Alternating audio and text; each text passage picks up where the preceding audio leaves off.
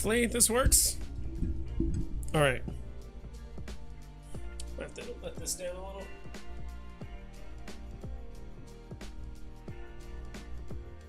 A little bit of light. There we go. Let's go. All right, I'm gonna pause this. So, will this work? Oh, I needed added for that. That's fine. Give me a sec here. Oh, I already have it. Let's go. So I found a way to make OBS work with the little chat thingy that comes up with it or whatever. So there we go. Yes, sir. Okay, cool. So far, I'll be honest, I really like this new, the Vibe Tribe. What's up, Choo Choo? Indeed. So, at some point, and I know I've been saying this, okay, I'll be honest, I've been kind of MIA the last couple days. Yes, sir. I'll be honest, I was MIA the last couple days because two reasons. One, I didn't feel too great. I felt like, started like feeling like sick, but also, I think it was Sunday night. I was up till 4 a.m. playing drunk rock band with my friends that were visiting and all that fun stuff. So that was the thing too. So like my sleep schedule was completely ruined and I just stayed up like, you know, just incredibly intoxicated. So I did absolutely nothing. That was Saturday night. So I did absolutely nothing Sunday, like nothing. I just stayed in bed, just did like the bare minimum. I played the drops. I kind of communicated some stuff online, but like I did not feel up to like making any videos or streaming at all the other day. So today I wanted to do it today at the very least. So Zeki Speak, what's up? And I like this new thing because it actually shows my emotes, which I like infinitely more than whatever I was using prior. So I'm using OBS now. I was using like Restream. I was also using StreamYard and all that stuff, which is still good.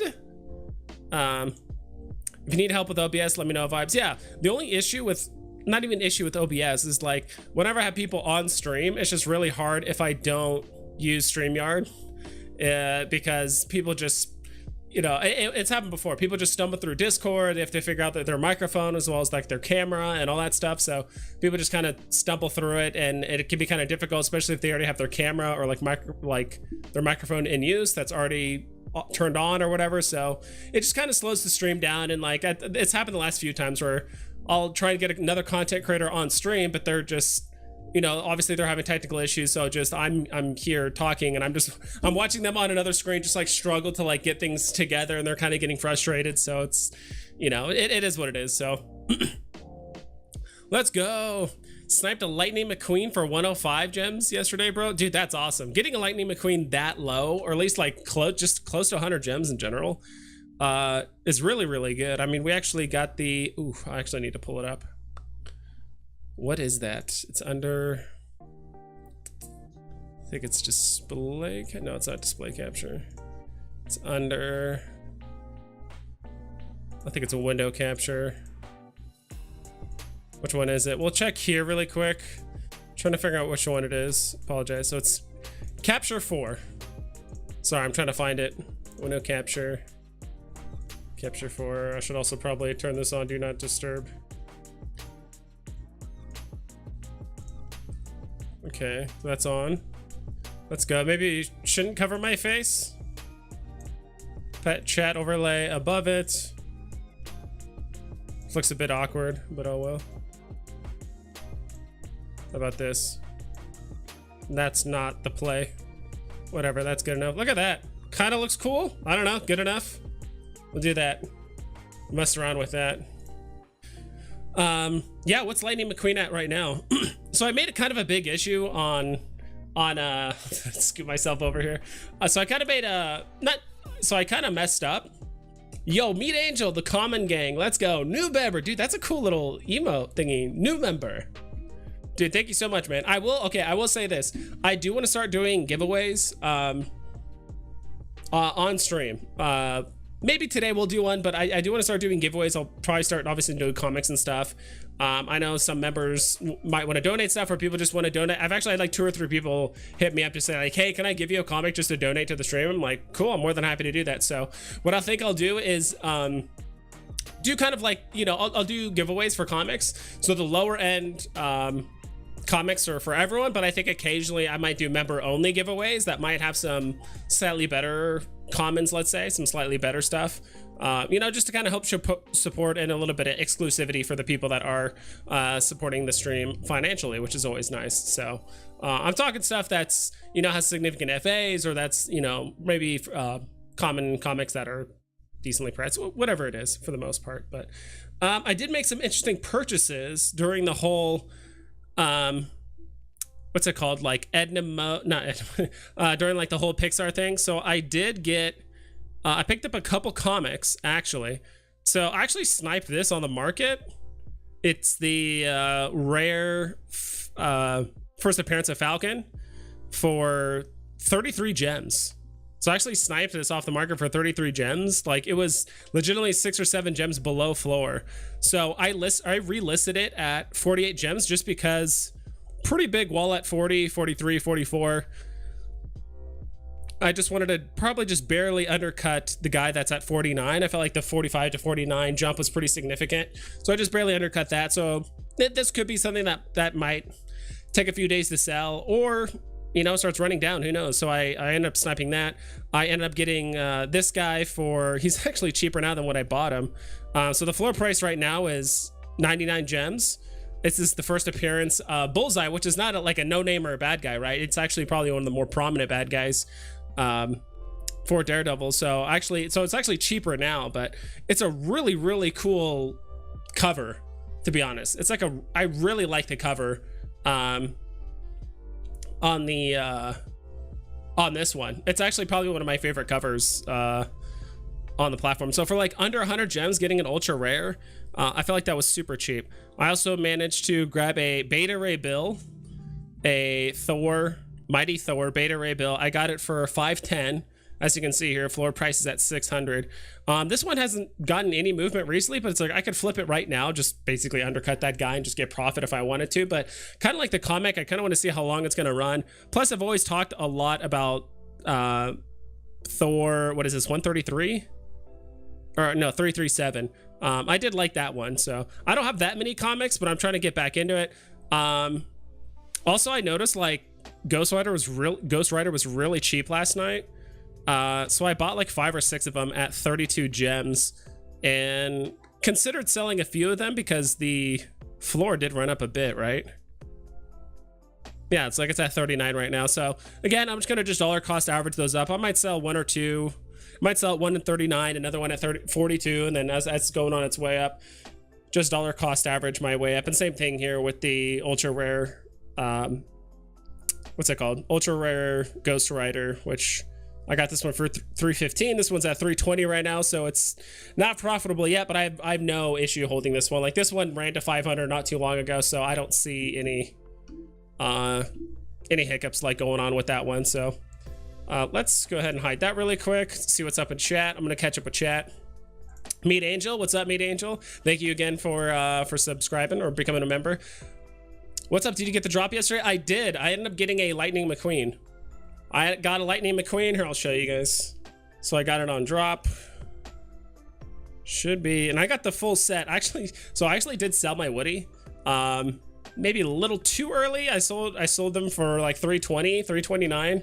So I'm not able to rebuy them for a profit yet, but so yeah, this is the Lightning McQueen that I got off the drop. So you see it's 60 gems. And yeah, I like it. Actually, I might need to like move this over. I feel like it's like too tight against that.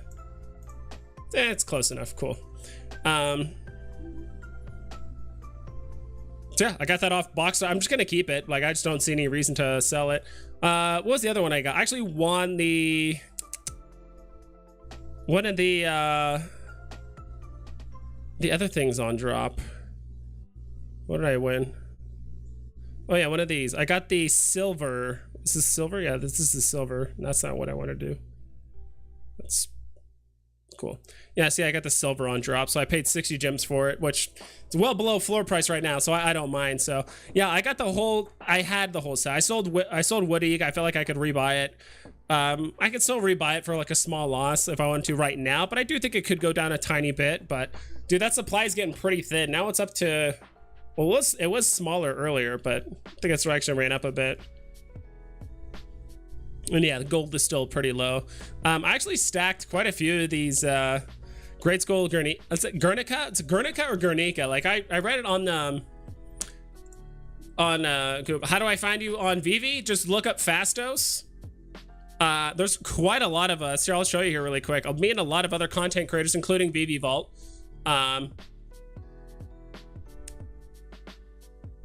Should be on here. I thought I saw Vivi Vault on here. Whoops. So if you go from Fastos and then you go price high to low, so you'll see like the Gale is there. That's Vivi Vision, so it's called Oculus. Vivi Vibes is up there. That's me. I have the lowest mint, it seems like so far, so that's the small flex. There's a few others. There's Dino there, Crypto Pro, the Palace. I'm just kind of like just mentioning names that look familiar. Oh god, this one guy's just trolling, made a huge wall. Rob Stuff, Oculus again, Vivi Vault. I thought you were on here. Maybe you are, or maybe I overlooked you, or maybe you go by a different name. But if you don't have a Fastos, dude, a lot of content creators are just buying a Fastos and just listing it on here. So like even Cavell Anderson's on here, Foster Hilt's on here. The OG Omi Queen is on here as well. Like there's quite a few other content creators, like well-known figures that just bought a Fastos. We just listed at 9.9 mil, and that's how you're able to find me. So but if you Woody's at 270, that's amazing, dude. If anyone's interested, let me know. Edson, that's amazing, dude. What up, vibes? Palace, it's always the Palacemen are always welcome here. Your thoughts? Sell my UR Ghost Rider to get a Woody? What would be better long-term hold? I would say get Woody while you can. Like, Woody definitely has like the potential to just kind of run, right? That one seems to be the most uncertain, to be quite honest. So I would just try and get a Woody while you can. You can always buy. In my mind, like it's probably going to be easier to get a UR Ghost Rider in 6 months than probably a Woody. But who knows? Like I don't know. There's a lot of Woodies too. I mean, comparatively to an ultra rare Ghost Rider, but. So get it while you can. Palace sends you a statue? Really? Did you send me something? Or are you just kind of like... Oh, let's see what the Gale's got to say. Every day we hustling. Or I like that. How many followers do I have at this point? 377. Let's go, dude. I've really like my followers have like really skyrocketed since I started posting like just my Fastos or whatever. Members gang, let's go. How goes it today, vibes? Cheers. My collectibles. What's awesome? I say what's awesome, but whatever. What's awesome? I'm just gonna say it. What's awesome? It's going pretty good. Sitting on a little hoard of gems of 600. There's still quite a few things I want to flip or just kind of like flip out of. Like another thing that I kind of grabbed during like the Pixar craze, because like people were saying they were having issues like listing their stuff. It was like super slow releases. I'm like, you know what, whatever. Like even if a low mint thing or something did pop up, like I'm not gonna be able to like snipe a Woody while there's literally 20,000 people looking at Woody. Like I'm gonna look elsewhere. There was another thing that I sniped on the market. It was this one, this Supernova. I bought it for 100 off the market. Someone was just really undercutting it.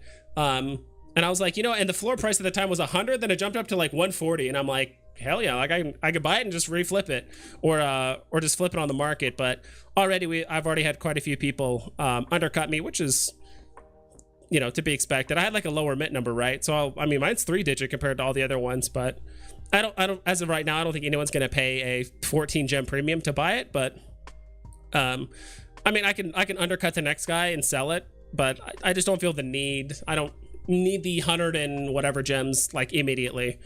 Bought a couple of Mike Wachowski's, bought these a little too high, bought one at like 90 and the other one at like, I think 78 or something like that.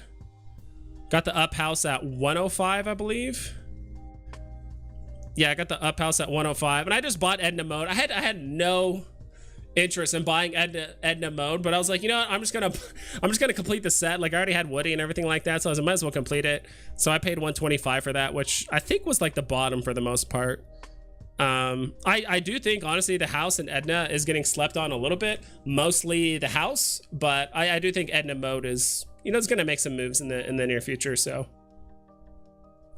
let's see. Let's close this. Bobby Green, how was your name yellow? Or like, I saw it was like in gold. That was like really cool. Maybe because you're a rare royalty person, I believe. I could be wrong. Maybe not, but good morning. Quick Omi question. If they don't do buybacks for the reserve vault, what happens when it goes to 0? Will we burn Omi from the circulating? I am the wrong person to ask, Bobby Green. I don't own any Omi yet. I was honestly gonna buy quite a bit, probably over like the next like month or so, but kind of based on what I'm hearing off of some of Cavell's videos as well as some other sources, that it's probably gonna, it could go on a bear run for like quite some time, especially if Bitcoin doesn't recover, since it's kind of indirectly attached, or it's all of crypto is kind of attached in a certain way. Even though Omi, I think in the long run, is it gonna follow generic crypto because it has eventually it's going to have utility, right? It's going to be attached to things that's not just crypto. It's going to be attached to different games. It's going to be burning on the back end of VEVE and a lot of other features that Omi is going to have. But the issue is it doesn't have any of those features. It doesn't have utility. It doesn't have sat on any of the major exchanges just yet. So right now, I think people are just kind of treating it as like an altcoin and just, I wouldn't necessarily say pumping and dumping it, but as of right now, there's no utility for it, so there's kind of no reason for it to run up right now. I don't know, like that's just what I've heard. I haven't bought any Omi, so I might even wait a bit longer to buy some. But yeah, this whole like circulating supply thing, I'm not too nuanced on it, to be quite honest. Vibes, let's go. Vibes pump. I do need to I do want to talk to my subs at some point. Maybe next stream we'll do a members, maybe next stream we'll do a member stream. So maybe I'll stream for like an hour and a half, and the last 30 minutes will just be for members. I mean, if we have this many members showing up, I'll definitely do a members exclusive stream, and I'll ask you guys for feedback or maybe ideas for more emotes, because I think we're at the point now where we can have, I think, 6 or 7 emotes and we only have 4. And I'm more than happy to like either change or do other emotes other than like the pump and dump ones, right? I'd rather do more like memes personally than pump and dump things, but it's always fun. Valenini, of course, I finally hit an ultra rare on Pixar drop, and Woody crushes Edna. LMAO, ended up picking up a few Woodies, Mike, and Anna McQueen. Awesome, man. I saw you saying that. Quite a few people were like, of course, the one time I won an ultra rare, it's probably one of the cheapest ones, right? You know, it's technically the 3rd cheapest. So it goes Mike Wachowski, the Up House, then Edna, then Lightning McQueen, and then Woody. Price wise, that's what seems to be like the price hierarchy right now for the most part. So I mean, you got to drop, right? I mean, you end up just getting the best deal possible, because none of these, other than Mike Wachowski, like none of these have gone below 100, right, for the most part, or at least for like an extended period of time. So I mean, you got a really good deal. So a win's a win. Vivi Vibes, huge whale alert, like and sub. Fastos love, hell yeah, dude. Dude, I'm not a whale by any means. No. Fastos gang. Yeah, dude, I didn't see your thing up there, Vivi Vault. Maybe I overlooked it, but yeah, if you get on the Fastos gang, I'm on the Fastos list too. I have to refresh it. Like every time I'm on there, I need to remind myself to just refresh it. Probably like, I probably don't need to do this like every 6 hours, but I like to do it when I can. What's good, Vivi Vibes? Clint Dows. I'm doing great. I'm doing awesome. I'm also liking the fact that I finally got this, what do you call this chat alert thing to show up and actually work on OBS. Who would have thought? All you have to do is just like Google or go to YouTube and find stuff out. So, and thank you so much, Sean. Common gang. Hell yeah. The Heat, the Miami Heat. I dig it. Not a huge like basketball fan, but I kind of stopped watching basketball. I know this is like really long ago, but I was super invested when like the Sacramento Kings were actually good with like Weber and Mike Bibby and Peja and Vlade Divac. And I'm trying to remember, gosh, it's been so long. I'm trying to remember like the rest of the team. members as well. Bobby Jackson. I'm sure there's some other people that I'm like missing, and I'm like, oh gosh, I remember now their name, but that was so long ago. But like, it's not like because they lost I stopped watching basketball. I honestly, like, eventually my life just got so busy I just couldn't like keep up with it or whatever. The Palace is on the content wall. Hell yeah, dude. And that's one thing I actually forgot to kind of shout out. Actually, one thing I actually forgot to shout out, and I need to do it kind of privately, is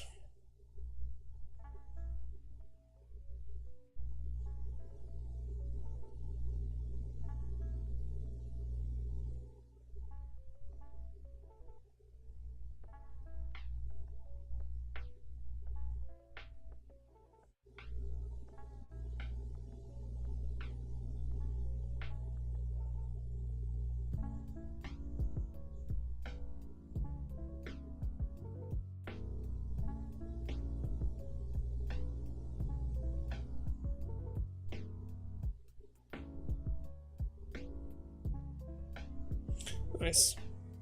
Cool, cool. All right. Yes, sir. Fastos troll. I'm Braylon's dad on VV. Okay, gotcha. Nice. Yeah, it's hard when your VV name, and that's one thing I tried my best to like marry up my YouTube name, my VV name, as well as like my Twitter name to be all the same. Fastos gang. Hi, Jerry. Hell yeah, dude. Melham, what up, vibes? Hell yeah, dude. Saw some people doing the Fastos thing with their Woody. Yeah, that was, there's like 2 people I know. I forgot the other person, but I definitely know Dino bought quite a few Woodies. Chicken pot pie is awesome. Hell yeah, it is. I don't know where that came from, but I love me some chicken pot pie. Dude, I used to love the Marie Callender's chicken pot pies. Those ones that thing has like so much fat and like just so many calories, but it's so good. I remember living off of those in college, just buying the ones you get at Costco. There's like a pack of them, and I used to, it depends. If I was like really lazy or if I wanted it quickly, I'd just microwave it, but like it always tasted better in the oven, right?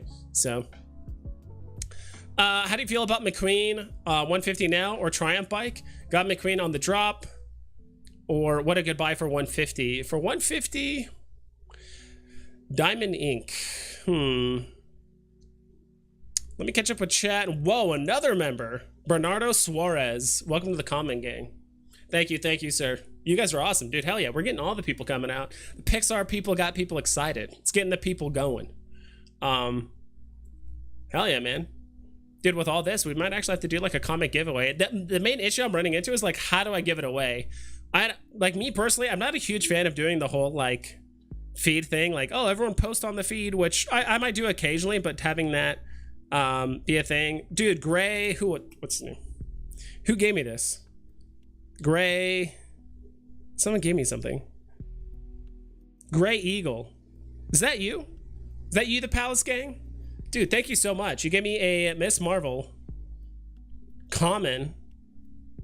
I actually think this one is a bit of a sleeper as well. Like this comic, the common, the first appearance of Mystique. Mystique is again, she's not like a no-namer. I guess technically a villain, but she's not like a no-namer villain, right? Like, she's actually pretty popular. I don't know if it's just because it doesn't look like Mystique, and that's also kind of another thing in like the comic book community is like, is this actually the first appearance of Mystique? Because you actually don't see her in her true form in this comic. It's not until 2 comics later, I believe, you actually get to see her in like her blue form for the most part. So I'm not saying that's the reason why it's like not doing too well. It's just like in the middle of a gem squeeze, not a lot of people know or probably care about Mystique. But as a huge X-Men fan like myself, I probably should have bought quite a few of these. I think I was just kind of waiting for this to like bottom out a bit more, but I think it's already like selling for below box price for the most part. But dude, thank you, Gray Eagle, I believe, whoever gave me that. Did I clear it? Or I guess I just opened it. Yeah, Gray Eagle, thank you so much for giving me that. I appreciate it. Okay, let's turn that. Sniped a 3-digit mic last night for 85. Hell yeah, dude. That's awesome. Every time it says they got a Woody, I go, yeah, it's true. I got a Woody. There's a snake in my boot. Like, all right, sure. What's good, bro? Vivi vibes. Did you get a woody or two? I got one. I probably should have bought more. Yeah, I probably should have bought more, like in hindsight, when it was at like 200. But to be honest, like, I was, like I said before, I was just like hungover and just like not feeling too great. So I think I slept like 2 or 3 different times like throughout Sunday when the drop happened. So, but yeah, I got one woody. I purchased it at I think like 240. Then I sold it for 329. And right now I'm basically just waiting if it go back down to like 300 to like rebuy it again for like a tiny profit, or I might just wait till it goes lower. What we need is just another drop, like another somewhat significant drop, but I bet our attention is just going to move elsewhere. I haven't forgotten about your question. Someone asked about the 150 question. There it is. I haven't forgotten about you, Dominique. I'm just getting through chat really quick. SR Aston all day, dude. I've been saying that. I said, I as of right now, if I had 6,000 gems or whatever, you know, 7,000 gems or something like that, I would buy an SR Aston Martin and use the extra gems to buy, you know, something else over like a Todd, to be honest. It would be, at least if I'm in the long haul, right? That's probably what I would do. Let me just say this. If I had to pick between Todd and a SR Aston Martin, I would pick the Aston Martin. But if I had like straight up 7,000 gems, I'd probably diversify a bit more than just buy one big thing, me personally. But if I had to like pick between the two, I'd pick Aston Martin, just because I typically go by this rule, which is like, all right, 6 months from now, what's probably a harder thing to get? SR Aston Martin is the Grail of all cars. So it like, I try to think in my mind, what could top a car? Which car or vehicle could top Aston Martin? Maybe Batmobile. But that depends on the mints, right? That's probably something that's probably going to have closer to like 10, 15,000 mints, maybe 20,000. Maybe they have different forms. They have the, they'll probably do the same thing like they did with the other vehicles. They'll have like a 1 to 6 version that's like a little RC vehicle size. And then they'll have the other ones, right? But as far as I know, like all the Aston Martins, they're all like supposed to be regular sized cars for the most part. I mean, you can shrink them down and make them smaller and stuff, I believe, but yeah. So that's what I'm thinking. Like, it's and the plus there's so little mints. I mean, I forget sometimes that of the 507, like Vivi took 90 of them. So really, there's only 400 and something. So it's actually like really low supply. And I still think there's a few dozen people that own dozens and dozens of Todds. So as of right now, I think there's probably only like 2,000 unique owners of Todd, meaning like there's probably a good group of people that have like 1 or 2, but there's also a ton of people that have like, you know, 5 to 10, you know, 15, 20, 30 Todds. Like there are people like that exist. And so anytime there's a big drop, they're always just selling a Todd, you know, for each type of drop. So anytime there's a significant drop, people, they just tend to just sell a Todd, like whatever, 10 more, 15 more, it doesn't matter. So I think that's just going to keep the price of Todd pretty low for a while. But Aston Martin, that supply is so low, and it's very easy to hodl that. I trade it pretty much like Secret Rare Comics. It has the same editions as Secret Rare Comics, right? For the most part, like 400. That's even less than most Secret Rare Comics. So can I show you my Woody showroom? So ECOMIWIKI giveaway. Oh, awesome. Thank you. Appreciate that, man. I still trying to figure out like the best way to give it away on stream. I simply overpaid $415 for a 3-digit Woody today, but I got it for long-term hold. Yeah, just long-term hold. We all learn, right? So Bernardo Suarez. Or no, I already got that. Sorry. Sean, thank you again. Doge Dice, blood everywhere. Yeah. I want to buy more collectibles. Human Torch, Mike, and Sam Wilson, but got no money. Yeah. I feel that. I feel that, Neeks. I wish I had, you know, everyone always wishes they had more gems on the platform, which is why I think I've kind of started to learn to... I try to make sure I have like 20 or 30% of my vault value just for play money. And that's because I'm just confident in my ability to like flip and get out of stuff, right? And you also want to diversify too, as well. Like you saw me like, I bought a poster at like a huge discount. I stacked a bunch. I stacked like 5 or 6 of the Ghost Rider comics, like, because sometimes some things just don't pan out in time. Like you buy something and it might just take you longer than you think to get a profit, or maybe you don't want to sit there just like relisting it every 6 hours. or every 15 minutes in some cases, just to be able to sell it. So I feel you, man. So I mean, but all it takes is one lucky break, man. All it takes is like you win one drop, you get one collectible or whatever. All of a sudden, the next thing you know, you can sell it for 500 gems, 600 gems, and now you can basically afford all three of the things you're talking about right now, right? So Christy, I think. I feel like 415 is a solid point. Good for sure, but it's if it's in the bottom 5%, yeah, that too.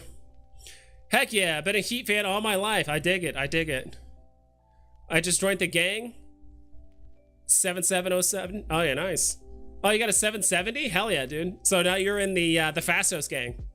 Now you got a lower mint than me, dude. I was gonna say, I was just thinking to myself, I'm like, one of the content creators is gonna buy like a sub 100 mint and just flex. Like, yeah, these are all the Fastoses, but like I'm the only one with the sub 100 mint. So check it out. Actually, like, I'm not gonna buy one, but I'm just curious, what price is the Fastos, like a sub 100 mint Fastos right now? Like how much? So let me look up floor price. Whoops, double click. You guys do that? I do that all the time. Edition low to high. 525, 650, a 69. If we're going for a 9.9 mil. Yeah, there's not that many sub 100 mints. There's a 154 for 80 gems. That actually might seem worth it. At least if you're just trying to flex with the Fastos, right? You know, you pay a small premium on basically 4 times floor price, but it's under 100 gems. Not too bad. That's if you want to get the ultimate flex, because this getting a sub 100s, these asking prices are ridiculous. So Gray Eagles, me, dude. Palace Jerry, thank you so much. You're awesome. You the best. FA Octopus. What?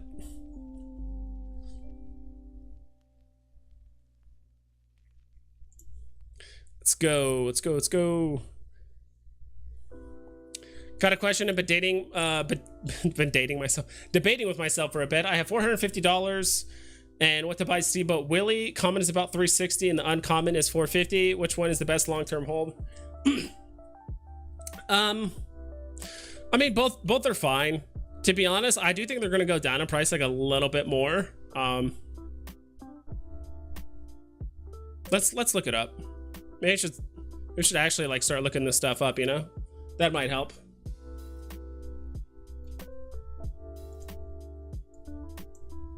I also need to find a way to not have it. I think I got this. Hold on. Check this out. Oh, let's go. All right. Let's check out some listings.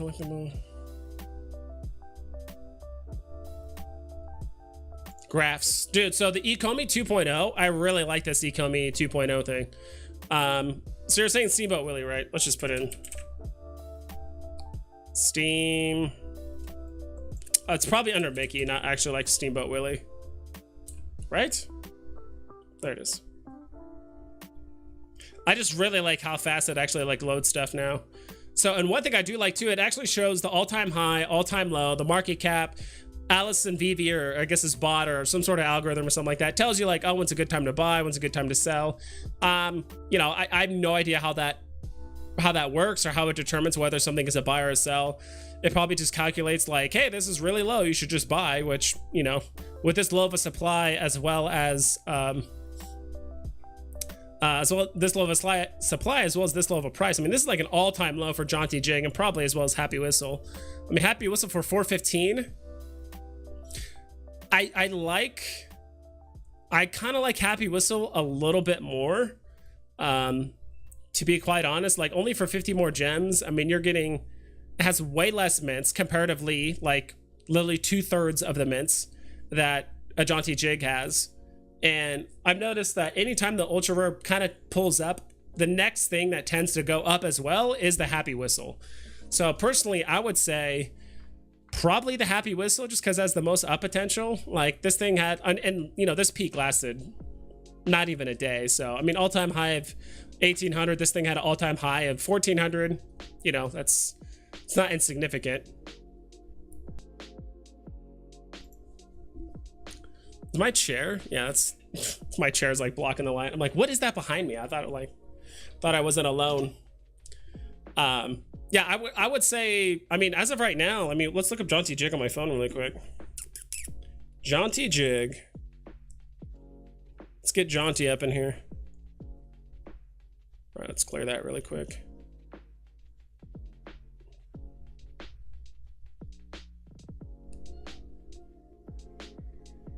Here it is. Let's open this. That is not what I wanted. I wanted this. Uncommon. There's a 415 right now. That's pretty low. Let's look at what 340. Okay, so it's down a bit. I would still pick up the uncommon personally for only like what, a 60 gem difference? A little bit more than that. 75 gem difference. I'm just trying to think like what would be the alternative. I mean, like, yeah, you could pick up a Jaunty Jig, save yourself 75 gems. You would have 100 left over. Yeah, I mean, you could pick up some decent, you can pick up like a decent common comic, or you can maybe stack. It's a little late to stack Ghost Riders right now, but yeah, I'd say either one is fine. Like literally either one is fine. It just really depends on what you do with that last like 120 gems. If you get the Jaunty Jig instead of the Happy Whistle. So that's my take personally. I just think with how inexpensive the Happy Whistle is right now, obviously it has the most upside versus the other one. Brendan Z, what's up? We coming out here with the presents, yo. Bought low mints for McQueen, House, and Edna for 200 each. Bad idea. Should I sell or hold? If you, I mean, it depends on what you mean by low mints, Dr. Tito Maza. I'm not a huge low mint person myself, to be quite honest. If I can get a low mint for basically paying floor price, like I'll do it. But when it comes to, is this getting cut off? Sorry, I'm just double checking something. Hope that's not. It kinda is. I might actually have to mess with this a bit. Will this shrink it? There it goes. Okay, cool. There, that actually works. You guys can still read that, right?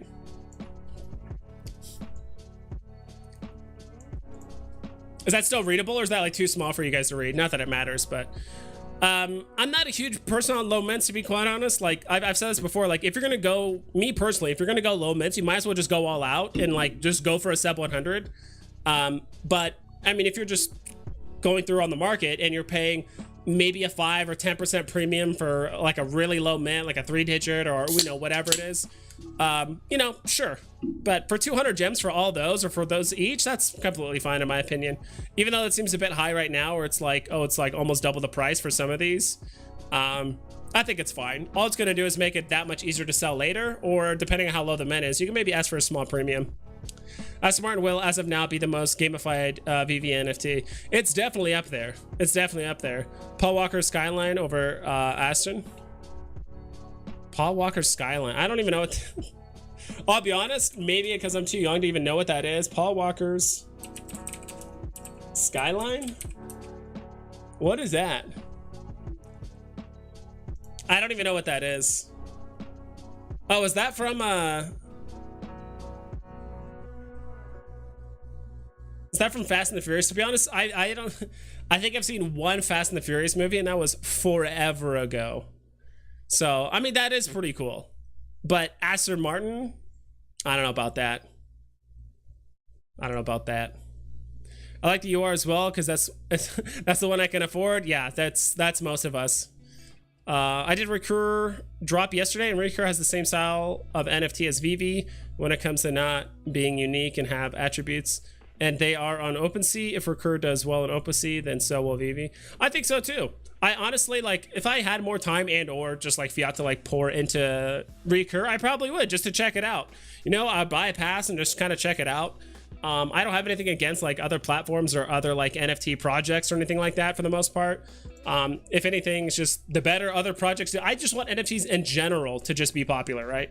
Not just like I want VEVE to be popular, don't get me wrong, and I do want it to eventually be like the Amazon of NFTs, but like just the better NFT platforms do, and like everyone wins, right?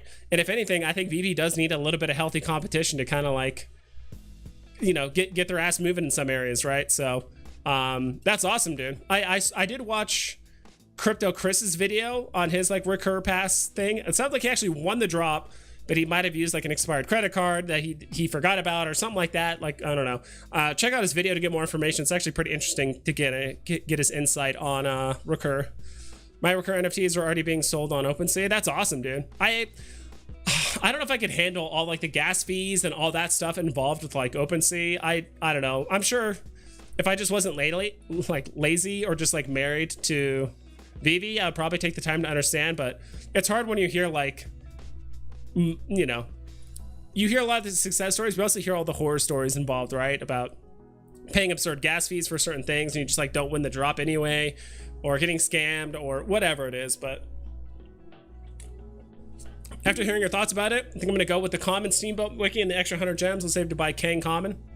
Hell yeah, dude. Either way, like I said, if it depends on what you do with that extra 100 something gems, right? So there was some comics I was looking at on the market that for like around 100 gems that I think could actually be pretty good. So let's trying to remember which ones they were. So it was like, I'm talking commons.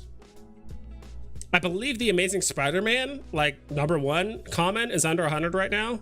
Okay, it was under 100, or at least it was like close to 100. So like, I mean, if you just want to get like one pretty well-named comic, like Amazing Spider-Man #1 is like really, really good. I mean, it's pushing 100. I already talked about Ghost Rider. There was another one, obviously Ultimate Fallout #1, or sorry, #4. First appearance of Miles Morales. I mean, that's below 90 gems right now, so that's really darn good. I'm just assuming you're going for comics, so that's why I'm just looking at comics. I believe this one's at 100 as well. Like, there's some really good comics for 108. Like, there's some pretty high tier comics. Other than basically Marvel Comics #1, like a lot of the commons are actually around 100 and actually pretty affordable. Haven't really checked out the Thor common one. That one's around 100. I'd kind of rather buy Amazing Spider-Man, to be honest. Thor is getting, I would say the Thor one does get really carried by the fact that it's like super low mint, but also Beta Ray Bill could make some appearances later in the future in like the MCU and the stuff. Let's see. I still haven't gotten these comics. I still want to get some Strange Academy stuff at some point. I really, really like the rare and the ultra rare art a lot. Not a huge fan of the ultra rare, like those super cartoony. Like, it reminds me of like the cartoon style really reminds me of like you open up the newspaper on Sundays and they have like the comics and stuff. Like, it totally reminds me of that. And so some people might like that style. But I'm, not a huge fan of it. I really like the rare though. The rare looks awesome. House of X. House of X is a good one. You guys could talk to VV Vault about House and Powers of X. I'm not sure. I think he's invested in both of them. They do have connecting plot lines, and those could be a pretty big influence in the future. I think also the newest comic, not the newest comic, but the one that had this one has a story tied to that one as well. Peggy Carter, I believe, also has like a time or like a story tied with like Powers and House of X. I believe. I could be completely wrong, but I do remember there's some overlap with like stories and stuff as well. Daredevil common. Let's see where that one's at. I think that one's like 50. No, it's higher than that, so it's at 80. So yeah, like any of those, like I don't know, like I really like Kang. I probably still need to buy a Kang comic. So Kang the Conqueror, uncommon right now is chilling at 240, 244 right now. And I love the meme of him pointing at Kang. Me and my collectibles know this meme very, very well. Fast and the Furious, it's a Nissan, haha. Okay, got it. You guys will have to troll me that I don't know my my cars. I'm not like a car person at all whatsoever. If you guys couldn't tell, like I'm not a big car person really. So Ghost Rider is that 38 floor. If he buys Chauncey Jake, he could stack 3. If he puts 4 more gems, yeah, that too. Like that's a great stack as well. I got mine at 32 just because I was on like way too late last night. Like I said, my sleep schedule was just completely effed. And I think I was up till like 3 a.m. last night, just because I just couldn't fall asleep. And so I was just scrolling the market, and I don't think it was a bot, probably was, but someone just listed 5 or 6, what's it called? Like they listed like 5 or 6 Ghost Rider commons at like 32, and they listed another, there's like a couple people that listed, then like they listed another 4 at 31. So I was like, wow, this person's just like listing lower and lower. I'm like, I'm gonna wait a bit longer and see if we can get them down to like 28 or something like that. It never happened. I actually went to go to the bathroom and do some other stuff. I came back to my phone. It was already at 32. I'm like, whatever, I'm just gonna buy these 5. Like, I know these are gonna go up from here. Like, these are gonna touch 40 again. Like, I'm not worried at all. So yeah, stacking Ghost Rider comments is also a good move too. So Bernardo Suarez, that's a good call. Hey, vibes for cars. I'd love to see Skit or Kit. What the hell are these cars? See, I'm not a car person. Like, I don't know what you guys are talking about.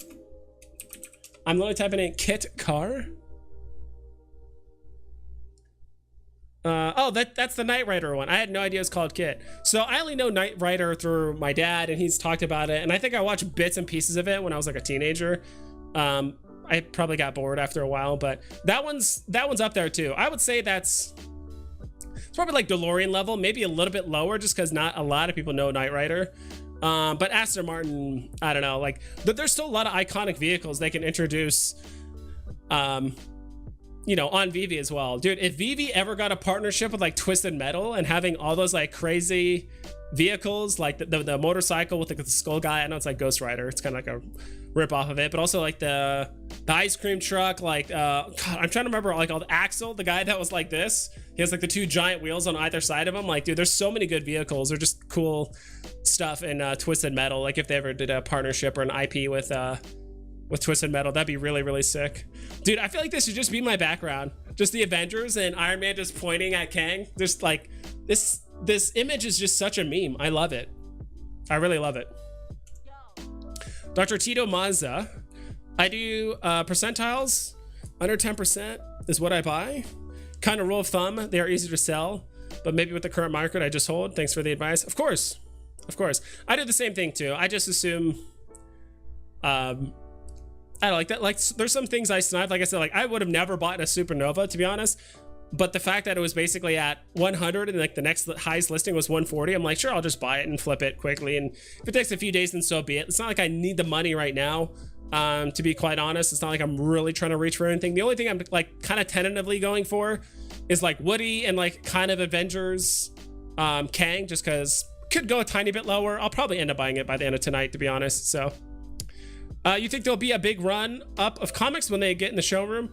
It'll be a small run up. I would say anywhere between like 5 to 15%, maybe 20% for some comics that are just like kind of undervalued right now. Like if Ghost Rider finds itself back at like the common, let's say back at like 35 or like 32, when they announce it, then it's gonna have a bigger run up. Like, because there are some comics right now that are just like really undervalued, not undervalued, but that are low valued, and will run up harder just because, oh my god, comics in showroom, right? So last I heard, like a week ago, comics in showrooms was supposed to be like 2 to 4 weeks away. It's pure speculation. I don't even know who I got that information from, but that's the last I heard, was comics were gonna make, it was gonna take them like 2 to 4 weeks, maybe 6 weeks, which is kind of crazy to think about. So I just really hope that they allow you to do it in one of 3 ways. One, you can either put it in a glass case, you know, where you can, there's like little stands, you can put your comics in there.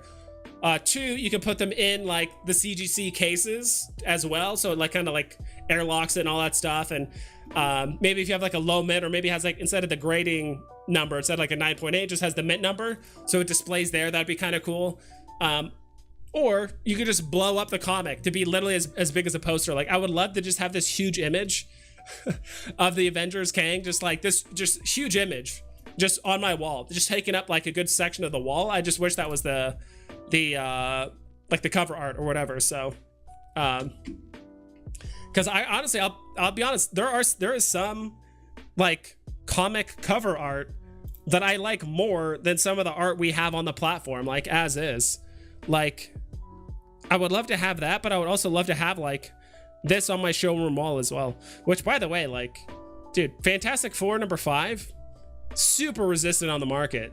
This thing has been chilling at like 990 for like a week straight. Maybe not a full week, but it feels like it's been hovering around 1,000 for like over a week. Let's see here. So yeah, like I would love just to have that image like on my wall, like a poster. Like I would love for them to at least allow us to do that if we wanted to.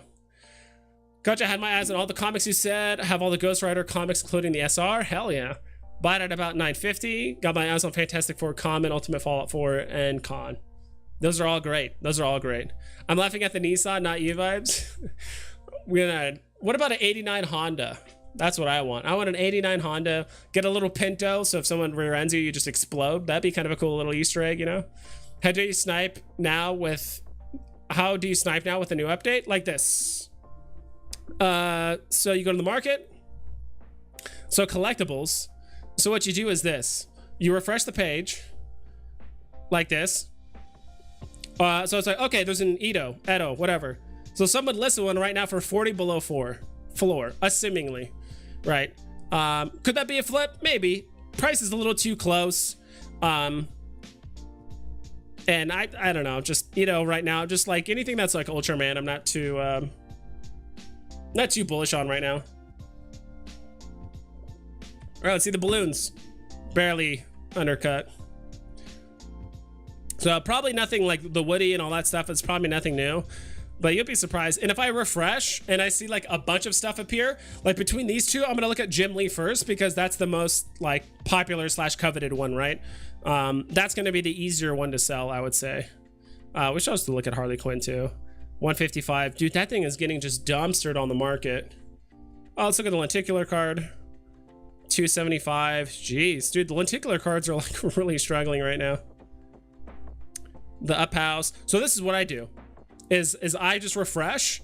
You look at the top and sometimes you get people undercutting. That's how I found my supernova. I just refresh like this. And I just, you know, like I said, if there's a bunch of NFTs that appear because a bunch of people listed, I click on the one that I think would be the easiest to sell or that's like a higher value or, you know, whatever it is. Or if you're on the market enough, like if you only have 200 gems, you know which ones you can afford, right? If you spend a lot of time on the market. So of all of these, I'm looking at the Captain America. Okay, so it's not really undervalued. Zephastos. Yeah. What is that? So that's what I do. So that's how I snipe. If you want to do comic sniping, that's a bit harder. You go to the comic page and you refresh.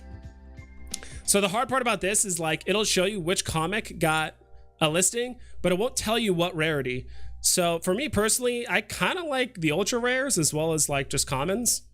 So let's keep refreshing until hopefully we get an update soon. Someone's gonna post a comic here in a minute. Come on. Making me look like an idiot, Vivi. Come on.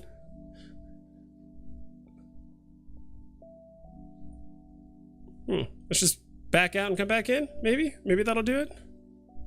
I think no one's just not posting a comic right now. This is impossible. Someone's got to be posting at least a common comic or something. This is crazy. But I hope you get what I mean. I'll keep refreshing while I'm answering more chat questions. So we all pretty old in here? Sandals Nation? I don't know what you mean by that. There it goes. Okay, so we had some movement. So see Daredevil updated or like refreshed or whatever. So I click on Daredevil. And for me, I mean, I guess you could just look at the common. Okay, so it's like barely below floor price. I look at the ultra rare. So like that one, that could be the listing.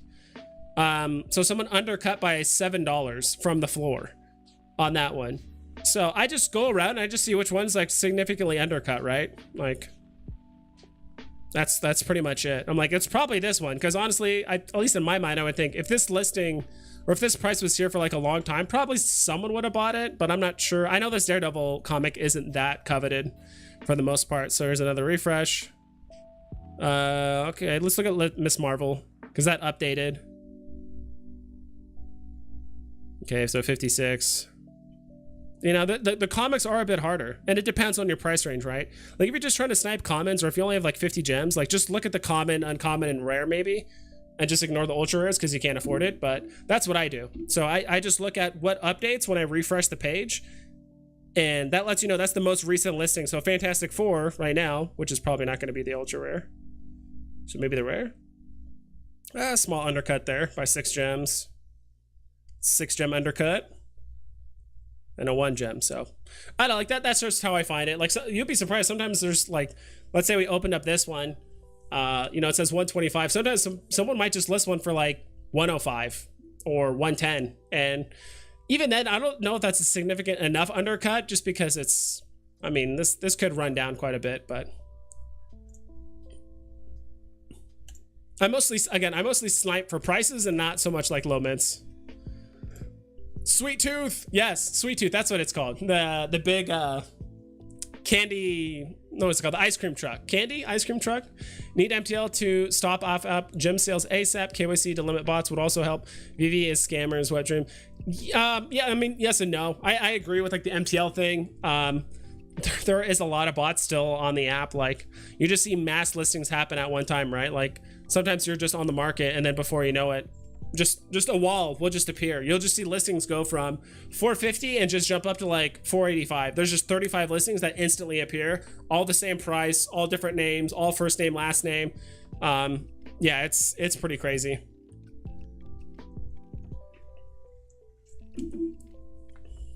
It does seem like, if I had to guess, to be honest, and this is just strictly based off the market, right? And maybe it's skewed because if there's someone's going to be a bot or if someone is botting, they're going to list their NFT, right? Like, they're not going to wait around a long time. They don't want to risk their account getting caught and it getting flagged and they can't access their account. Like, they're going to probably sell it that same day, basically. So part of me wants to say, like, geez, it seems like 60% of the, like, 60% of the NFTs are going to bots. That's what it seems like, but that might not always be the case, right? So I can't give you a hard number because it's skewed, because a lot of people that are probably human that win it and that want to hold it long term, they don't list it, right? So you don't innately see that listing to be like, oh, these are humans. Like, I would assume 90% of the people that are holding are human, you know. Brandon, what up, vibes? I'm late. Do you think the bot wall on Woody at 315 is to scoop lower mints, or are they actually trying to sell?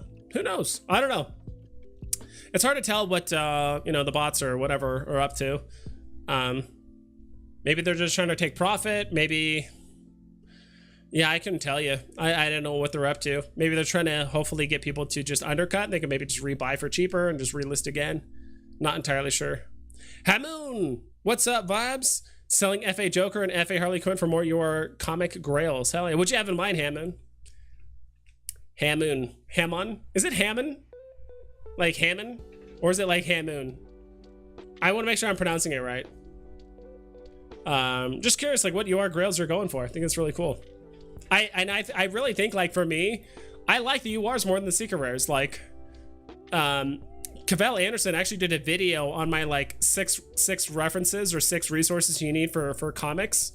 He did a great video. I really appreciate him doing that. He probably definitely got me some followers and subs off of that, so I appreciate that. But he commented that, oh, you should stack comments, and you know, the video is more about the resources rather than like the techniques of collecting comics and stuff.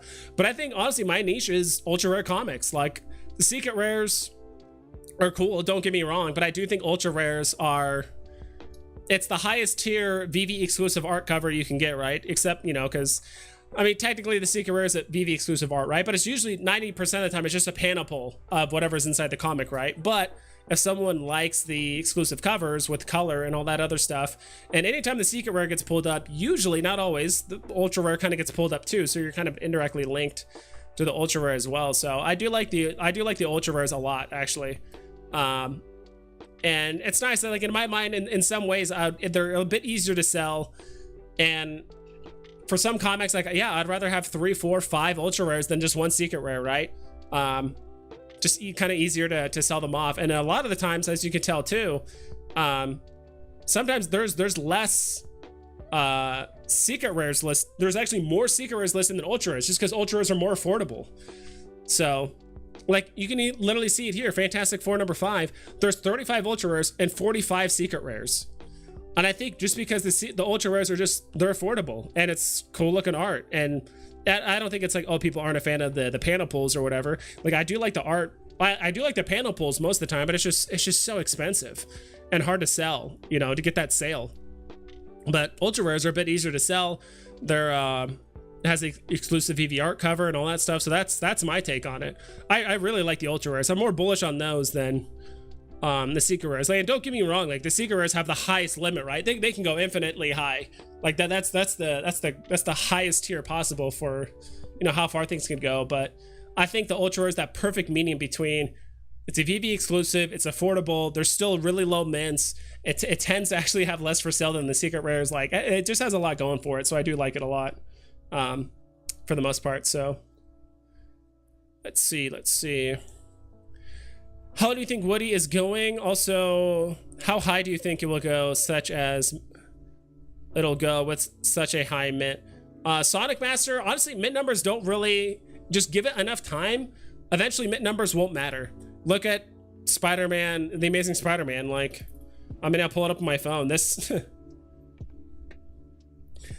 I mean, that thing has 32,000 mints, and that is still not stopping it from, did I pass Spider-Man? No, it's a little bit further down here. You know, it's, I mean, this one has a little bit further. Did I pass it? Yeah, like, this comment has 32,000 mints, and it's going for 500 gems.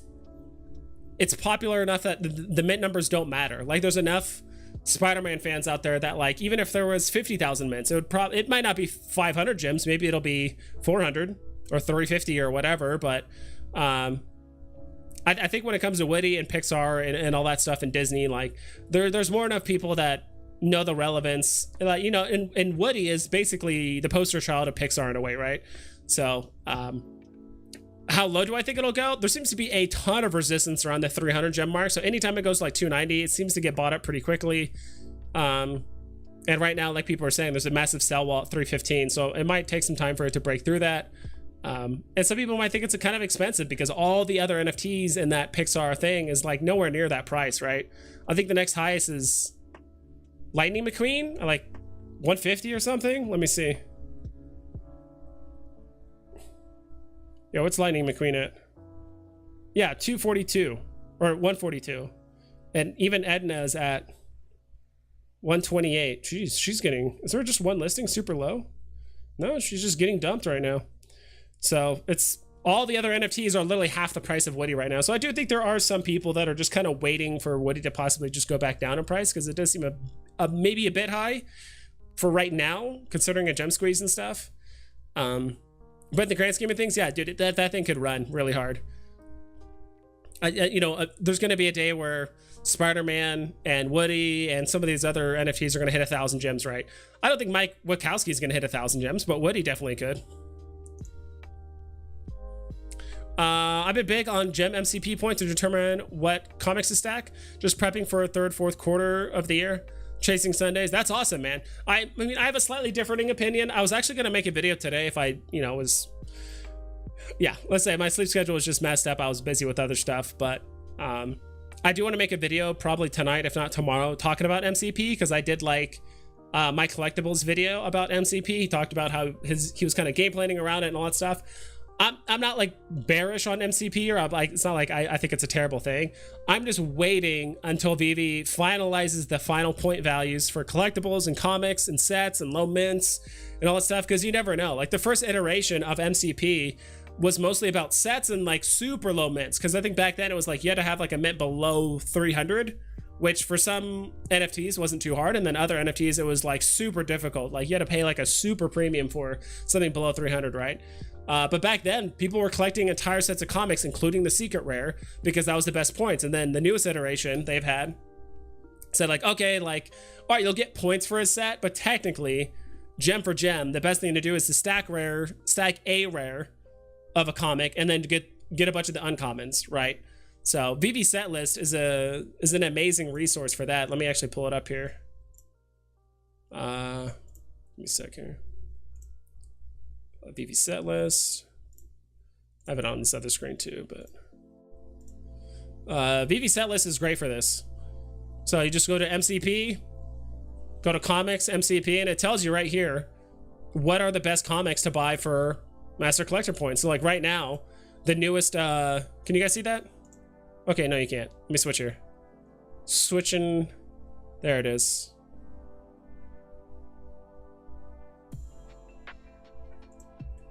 Will this help or hurt? I feel like that actually hurts it. Zoom out a tiny bit.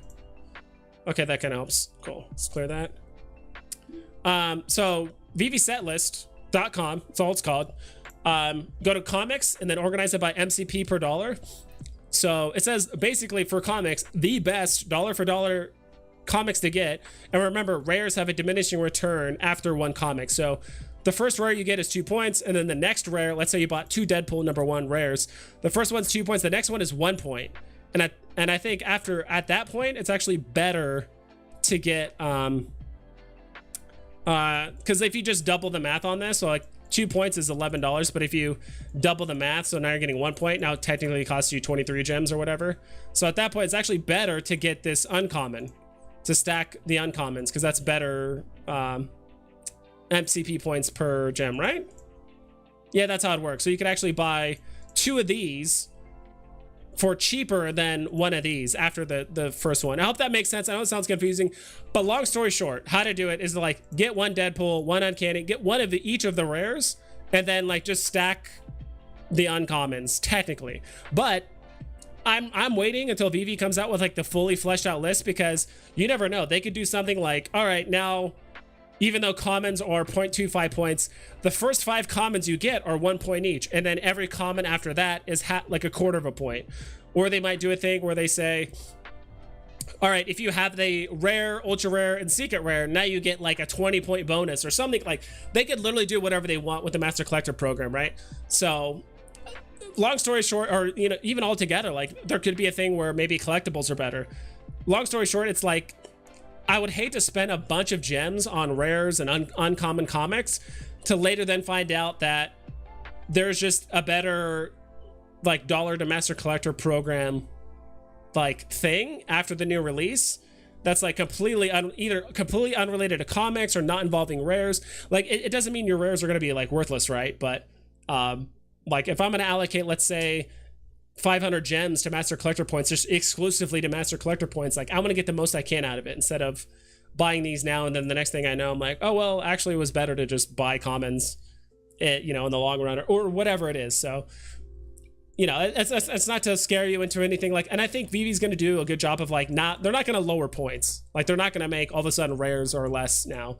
If anything, they'll probably increase, like either keep it the same or increase it, but they might increase something else like a bit higher, so it's like not as bad, or like kind of offsets, you know, whatever. So who knows? I don't know. I'm just making up shit. Like I have no idea what VeVe's gonna do, but the fact is, between the last 2 iterations of Master Collector points, I would say comics were probably changed the most. So that's why I'm kind of waiting for Master Collector points to come out for the most part. Vibes, you're the man. Just got a ASM #1 for 110 mint, 2740. Hell yeah, dude. Hell yeah. ASM #1 is gonna treat you right, man. It's great. It's literally the #2 comic.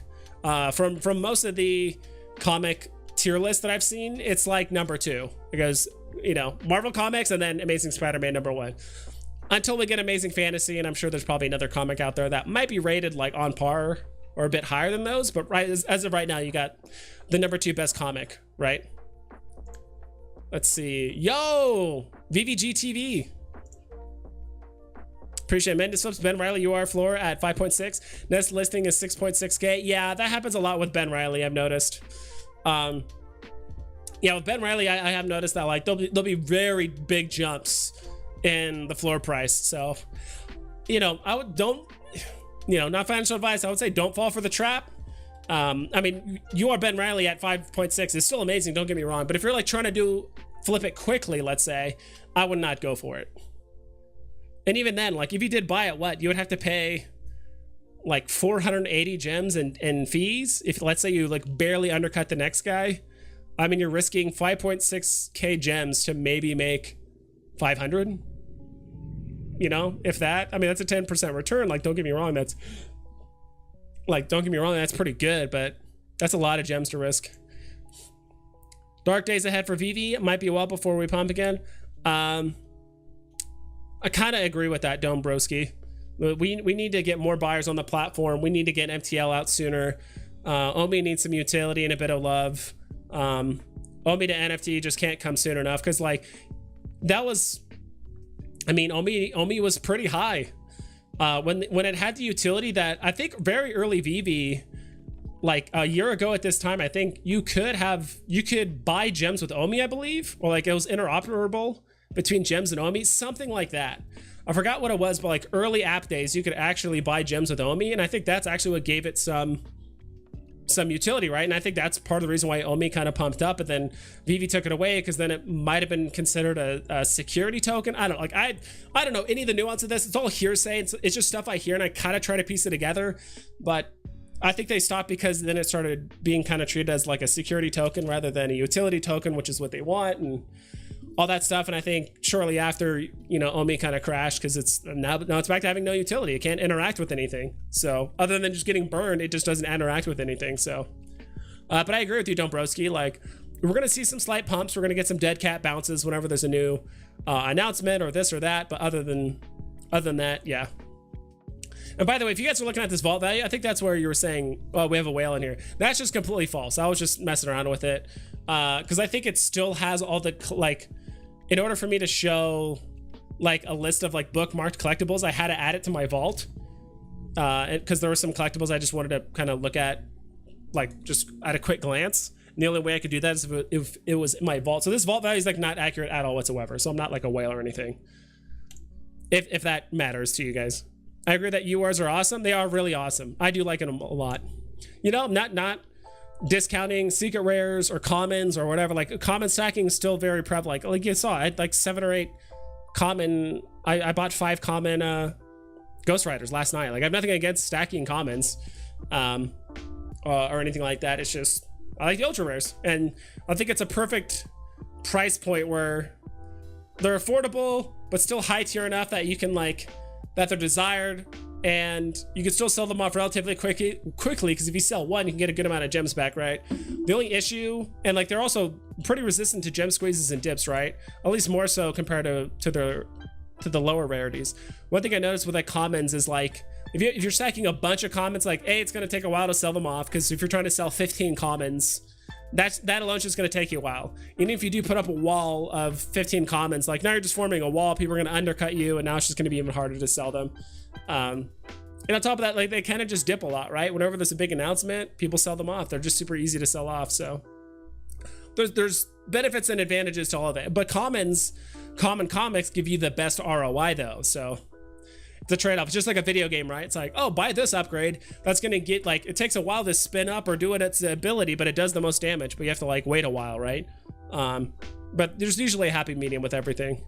A little bit of drop on Woody. You think it will go to 250 like drop day? Well, drop day went down to like sub 200, like very briefly, and it kind of hung there for, I would say like 3-4 minutes at most. But then it just flew up. So could it go down to 250? I have no idea. It really depends on what bots do. It really depends on quite a few factors. And even if we have an announcement too, yeah. Fantastic for number 5. UR looks sick. It is really awesome. Execu speak. It's really, really good. I like it. DZ, hey Vabs, could you mention why you picked up the Ukraine Gerticas? A few different reasons. I would say it's the first charity/humanitarian NFT that VeVe's ever had, so it's kind of like a first in that sense. So, and I've heard some people say like utility when it comes to NFTs, like, oh, if you buy this NFT, you get, like we saw with Golden Moments, oh, you can get Disney Plus and all that stuff. Someone made a good point. I think it was on VeVe Vault stream. There was like a debate going on between 2 people. Like Vivi3 was on one side. I forgot the other guy's name, but the other guy made a good point. He's like, arguably the utility of this NFT, both the sunflower as well as the what's it called? The playground of Guernica or something like that. Guernica. The utility for that is like saving people's lives. Like the money that went into the NFT is actually being forwarded to the Red Cross and helping people out in real life. Like that's arguably the utility, right? The other thing too is like Ron English is not a no-namer artist. Like the fact that his influence on that painting was based off of Picasso's painting called Guernica. There's a whole story behind Picasso's painting of Guernica. Like He was initially making the painting about the Spanish Civil War, which was going on during World War II. Then the Germans and Italians, long story short, did a bombing run during the Civil War in Spain. So a lot of innocent people died, unfortunately. And so originally it was going to be about the Spanish Civil War. Then he kind of made it about the people there, as well as it being involved in like World War II and all that kind of stuff. So it's just super interesting. Like the fact that all of those things, plus like there's like 2 or 3 levels of meaning in that poster, and plus like the art just looks gorgeous. Like I really like I just really like the art. Like it's just something I totally just see up in people's like vaults or showrooms, or even in real life. Like I could totally just see some like rich ass person just having this painting on their wall and bringing up the story. Because at the end of the day, when it comes to especially like these indie art pieces, you know, people buy the story, right? Not just because like it looks cool, but people buy the story. And the story behind basically the Guernica poster is like, it's talking about this, the Spanish Civil War conflict. It's talking about the World War II conflict. It also talks about the current war conflict between, you know, Russia and Ukraine. Also has a meaning about how Ron English, you know, the reason why it's all children, because he says like ultimately those are the ultimate victims of war is children. So plus it's low mint too, 4,444. So I mean, I picked all of mine up between probably 150 to like 170 gems. So I'm profitable with some, less so with others. But I can just definitely see, let me see if I can pull it up on my phone. I can just totally just see this NFT. Like, I've never been really bullish on like independent artists stuff, but just the fact that like this is tied to a real world event, it's a humanitarian effort. The art just looks amazing in my personal opinion. And the fact that there's just so many levels of meaning and there's such an amazing story behind it, I do think people that are on, why the hell did it do that? I've been noticing like my app has been crashing whenever I try to simulate some, like whenever I try to simulate, not simulate, but like go into my vault showroom or whatever, I have to like do it differently. Let's see if I can find it. There it goes. Hold on. So those are all the reasons that I kind of gave for it, right? Like the story behind the, you know, it's kind of hard to see, but I really like the art on it, like with the child and all, kind of like all the weird stuff. Can I move it this way? There we go. And it's very abstract, right? Like like I said, I could totally just see this painting in just some like rich ass person's home. They're telling the story about the painting, and yeah, that's just my take. I don't know. I think I've kind of explained it enough, but that's my take on it. You know, it's a lot of FAs, great story by pretty well known independent artists. The utility on it is pretty cool. So hope that answered your question. And I'm gonna dollar cost average on my way up. I'll probably keep one forever, and then the other one, that's pretty much it. Ben Riley, you are floor 5 to 6 right now. That looks like a deal. Probably not, to be honest. Like in the grand scheme of things, yes. But if you're looking for a quick flip, no. And honestly, that's one of those things that I think could actually go lower. So, in my personal opinion, honestly, I'd probably still buy an Aston Martin before a Ben Riley, potentially. Just my take. Aston Martin actually has less mints than Ben Riley. Voodoo, I sold mine at 2.7 and then it went to like 12K. Oof. That's rough. Yeah, dude, we've all been there. We've all sold stuff too early. Or basically, we all sold stuff before January. That's really all it means. It's like, you sold something before January? What were you thinking? No, nobody knew it was going to pump that hard in the market. It was almost 1K for the common Amazing Spider. Yeah, it did. It was super close to that. That was during the January pump. Like, everyone was in euphoria in January. That was probably the best time to be on the app. Technically, I mean, maybe not to start on the app, but if you were on the app for quite some time, that was a great time on the app. I feel so bad for anyone that started basically in this time range. Let me just look up something random.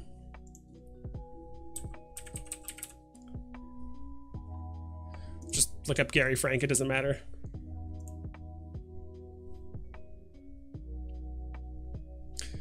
So if we look here, let me clear that. Like, if you started anywhere in I would say,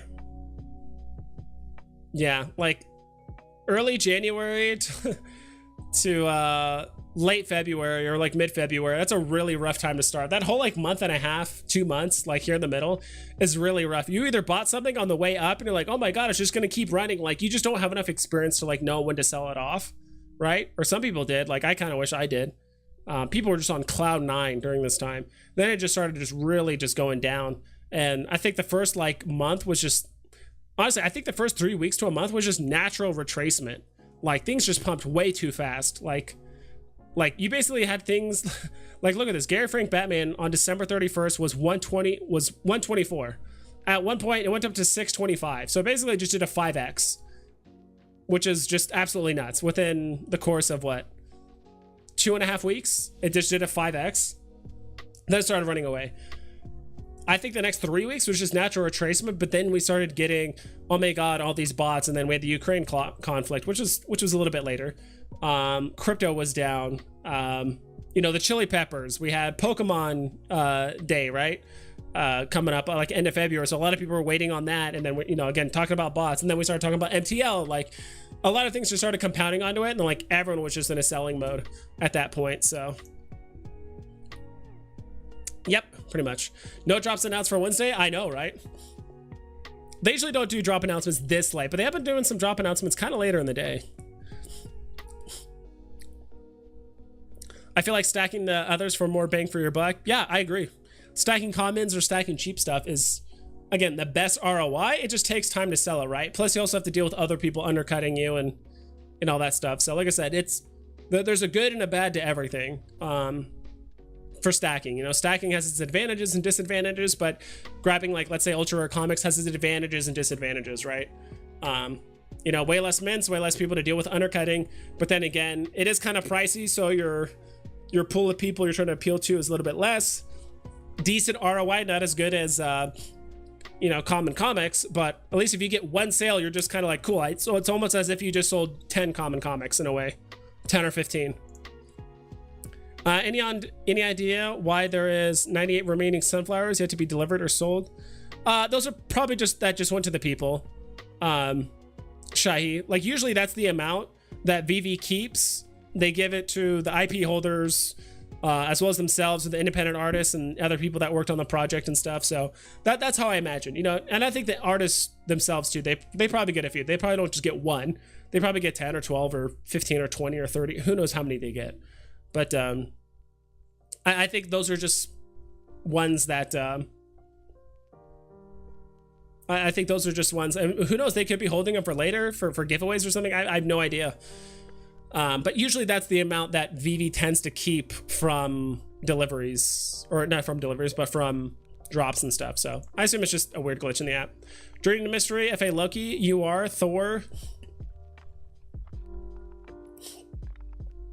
Thanos 13, you are not really Grails. I would say Journey to Mystery, you know, those are all, especially Journey to Mystery, it's a very, very high blue chip in my opinion. I think Thor could be like somewhat of a speculative play, but the super low mints, and if he does like make an appearance in the MCU or whatever, like that could be very big. I do like the cover art for Thanos on there as well. Is it just called Thanos? Right? Yeah. Let's look at the ultra rare really quick. Ooh, that is really cool. I do like that a lot. Not so much the rare.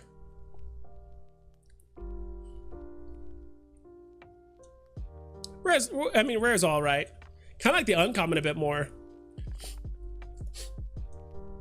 So it's kind of interesting. It's not too often. Was that the secret rare I clicked on? No, that's the ultra rare. It's not too often you actually see VEVE do something like this on the right side. I know it's kind of hard to see because let me do this. Where you can see on the right side that VEVE will actually have like 5 different covers that are all very different. Usually it's like what the common cover, then the uncommon is just like a black and white version. The rare and ultra rare are also just black and white and colored versions of each other. And the secret rare is usually just a panel pull, but this one's a bit different. So I do like that. Where is it? Let's go. I'm back. But no, those are all very solid. I do like those. It's a great cover. John Whitehead, what do you think about a burn to print mechanic for some of the VEVE prints? Burn your NFT to get a physical print. Tristan does this for some of his other NFT projects. Yeah, I'm not too sure how that would play out. I'm sure if there is going to be people to do that, it might be the independent artists. It seems like they're more open to dealing with stuff like that because, I mean, you're gonna have to deal with like what, like warehousing all the physicals that you're gonna have to deliver, as well as shipping and all that stuff, which, you know, might not be that big of a deal, but for a niche group. And that's the other thing too, it's like if you burn it and you get it delivered, I guess you would have to burn it. Yeah, I don't know about that. It seems really interesting, don't get me wrong. I'm just not sure how it would like play out on the market for the most part. Let's see here. Shahi, do you see any drop being worth nothing in 5 years? Even the worst ones that are below retail at the moment, do you think any will actually be buried?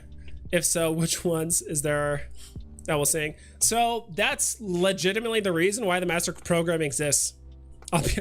It's so you can buy trash tier NFTs / comics, because if they get too low, all of a sudden they become the best thing to buy for master collector points, right? So if something, you know, if there was literally comics out there for $3, like let's say a common comic for $3, that becomes the best thing to get for master collector points, right? Just gem per MCP, it's the best thing to get. Same thing with collectibles. If they just get too low in value, all of a sudden that becomes like the best thing to get. Hold on, give me 1 sec.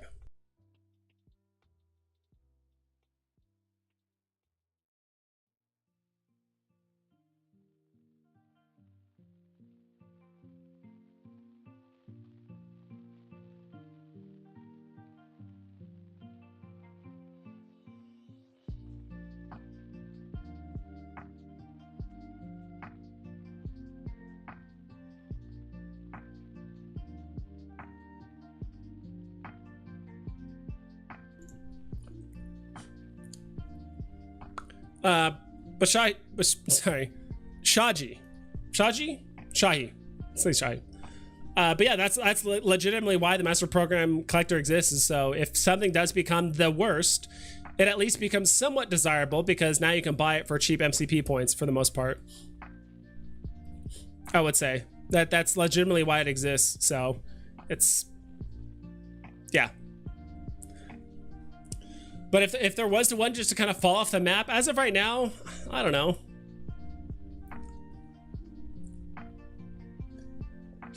If they come out with like 4 more Harley Quinns, some of those are going to be trashed here. I don't know. There's so many Harley Quinns on the app right now. People will never get bored of Batman, but Harley Quinns, I don't know. There's just too many of them. Especially that 2.5% fee. People might just keep flipping those until they just hit like rock bottom, and who knows. Tyler Duraw, what's your opinion on utility? Do you foresee any significant utility in VEVE NFTs to come? More utility than what they're currently seeing, like the 3-month subscription to Disney Plus. Potentially. I think that's more up to the IP than like VEVE, right? For the most part. So it's like the reason why the Disney Plus thing was for Golden Moments is because Disney wanted to push, you know, Disney Plus. That's really, it's not like VEVE said, hey, give us utility, or like we want to give us utility. It's usually the IP hold. I would imagine it's the IP, not IP, but the company or whatever the hell you want to call it. The licensor, that's the word. It's usually the licensor that probably wants to do it. Utility in real life, I don't know. Like, I mean, those will give it additional value. I more value VEVE giving us more options of things to do in the market, as well as just giving us MTL and a lot of things they've promised like just sooner. I realize like the stuff is taking longer than I imagined, but it's like we have a lot of catalysts just kind of just waiting around, and we still have no idea when they're gonna hit, right?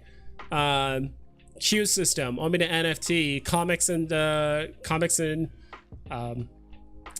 showrooms, like those are all catalysts. You know, when are we gonna eventually hit OpenSea slash like interoperability. Like there's so many just different things that Master Collector program. Like there's so many things that people are just kind of just waiting on.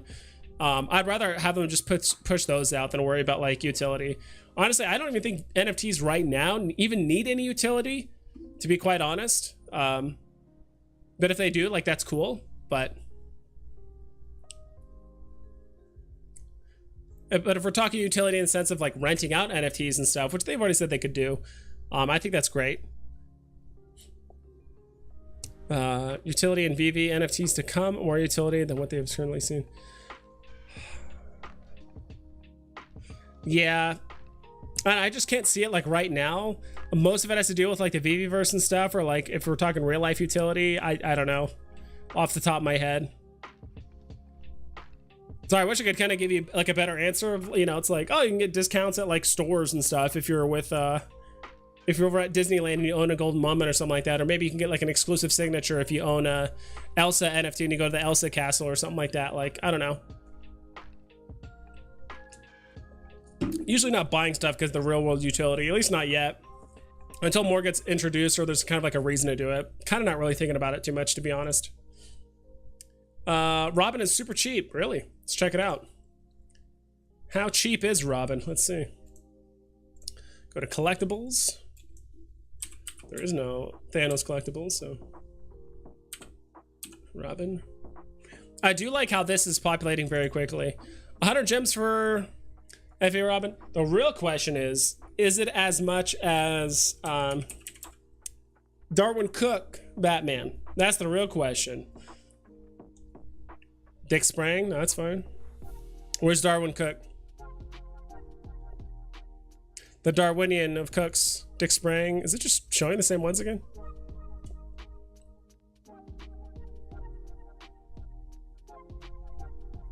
Is it just... Did I skip it?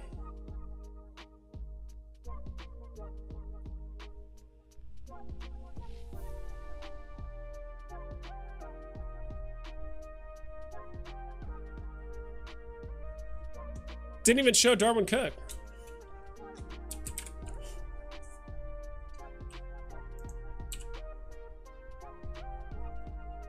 Does it just not exist?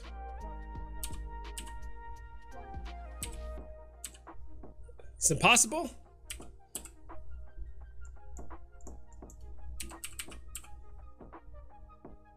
I'm gonna look it up on my phone. This is so weird. I think it like doubled up on like Jay Lee or like Amanda Connor, so maybe it's like glitching out. Let's see. That's the real question I have. Black and white. Let's pull this up.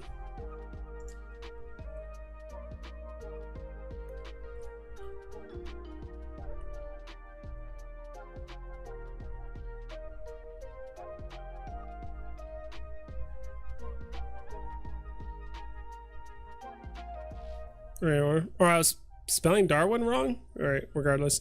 110. About the same. I've noticed like those two are almost always like pretty close in price. To be honest, I'd rather just spend the extra 10 gems and just get like an FA Darwin Cook Batman over Robin. That's just my take. But yeah, I mean, don't get me wrong, this is still really cheap too. You can't go wrong with either one. But personally, I'd rather take the Darwin, in my opinion. But good call. Good eye, good eye. I love how you explained MTL, except I think we already know VV can change things at will. I think you mean MCP, but I know what you mean, Mike Mueller. Except that we already know VV can change things at will, even after rollout. Do we need to discuss FA and FE tags again? Yeah, I know, dude. Trust me, I'm probably one of like, I think I'm legitimately the one of two content creators that actually spoke out like against FA, FE and like talked about it and like made a video about like why the hell did they change it? Why? But regardless. But I think you mean MCP, not MTL, but I could be wrong. I feel like I haven't really talked much about MTL. Donald and Daisy starting to head north. That's good. Let's see. What's going on?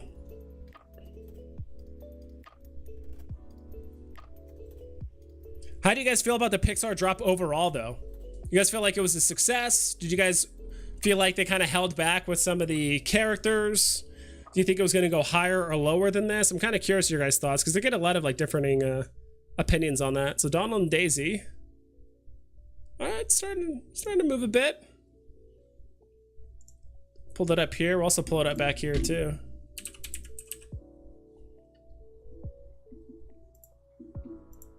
Do I have a weird setting on that's not populating?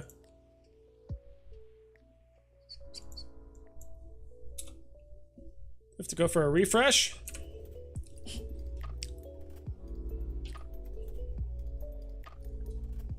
Okay.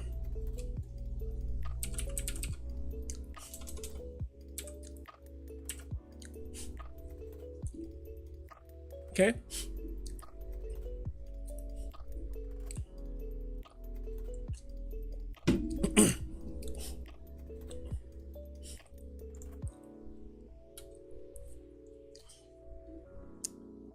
Donald and Daisy Duck. Yeah, they're running up a bit, 57.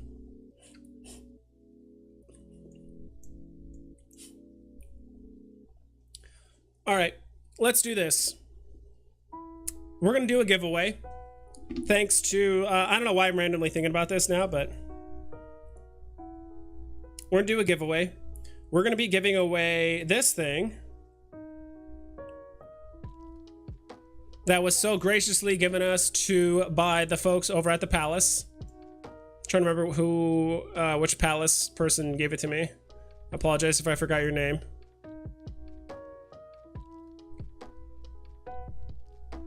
It was someone at the Palace, right?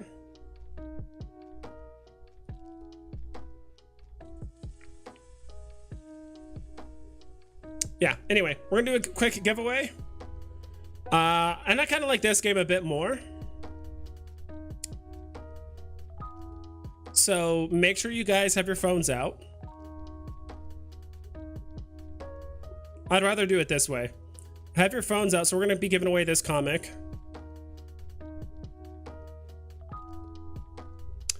Which one is it? Which one is it? Which one is it? This one. Yeah, the first giveaway on stream. Let's go.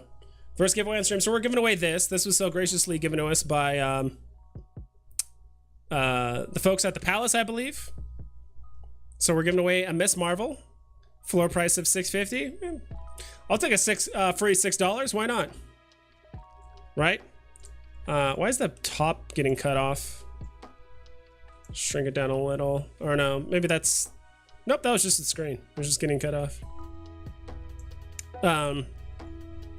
So what I'm gonna do is I'm gonna look up a collectible and you guys have to tell me the floor price of the collectible.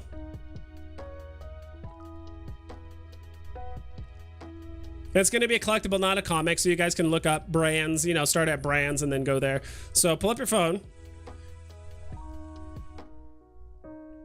I'm gonna just say the NFT, or maybe I'll show it and then you guys have to look it up. Let's do this.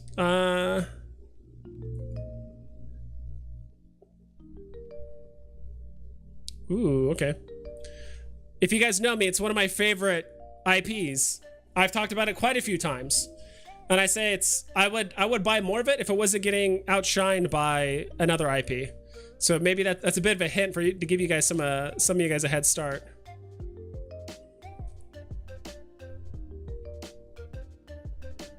So how would I show this without showing it? Because this is kind of showing it. All right, I'll do it this way. Sorry if this is taking so long. My first giveaway, and I'm trying to, like, I don't know, make it somewhat fair. Batman Who Laughs? Close, not really, but close. I want to see this. The USS Enterprise D, the uncommon. The uncommon. I need the floor price of this. What's the floor price? Whoever's the first one to say floor price gets the comic. No, it's not that. It's not that. It's not that. It's the uncommon, not the ultra rare.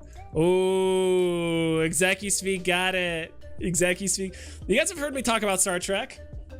ExecuSpeak got it. Let's go. I know these are all more ones right there. 400, 400, 800. Look at all these guys coming out of the woodworks now. IO. I don't know what that is. Lol, 150? Yeah. I think some of you guys thought like the ultra rare version or whatever, but Executive speak. Thank you, man. Just send me, message me on Twitter. Like directly, and then just shoot me or a QR code and I'll shoot it over to you. You the best. Congrats, sir. Quick on the trigger. I kind of like doing it this way. Showing an NFT and people are just scrambling to try and get to the floor price. But I think I give you guys enough of a heads up to look it up, right? So I kind of like that more than like posting on the feed or whatever. Also, I'll probably do some feed posts occasionally. But let's go. Hell yeah. So it's showing, so I'll show you guys. So this is literally what I see on my screen. I'll literally show you guys. Let's see. It's another window capture.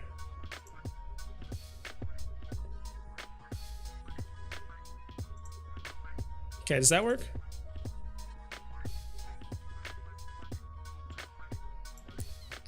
Okay.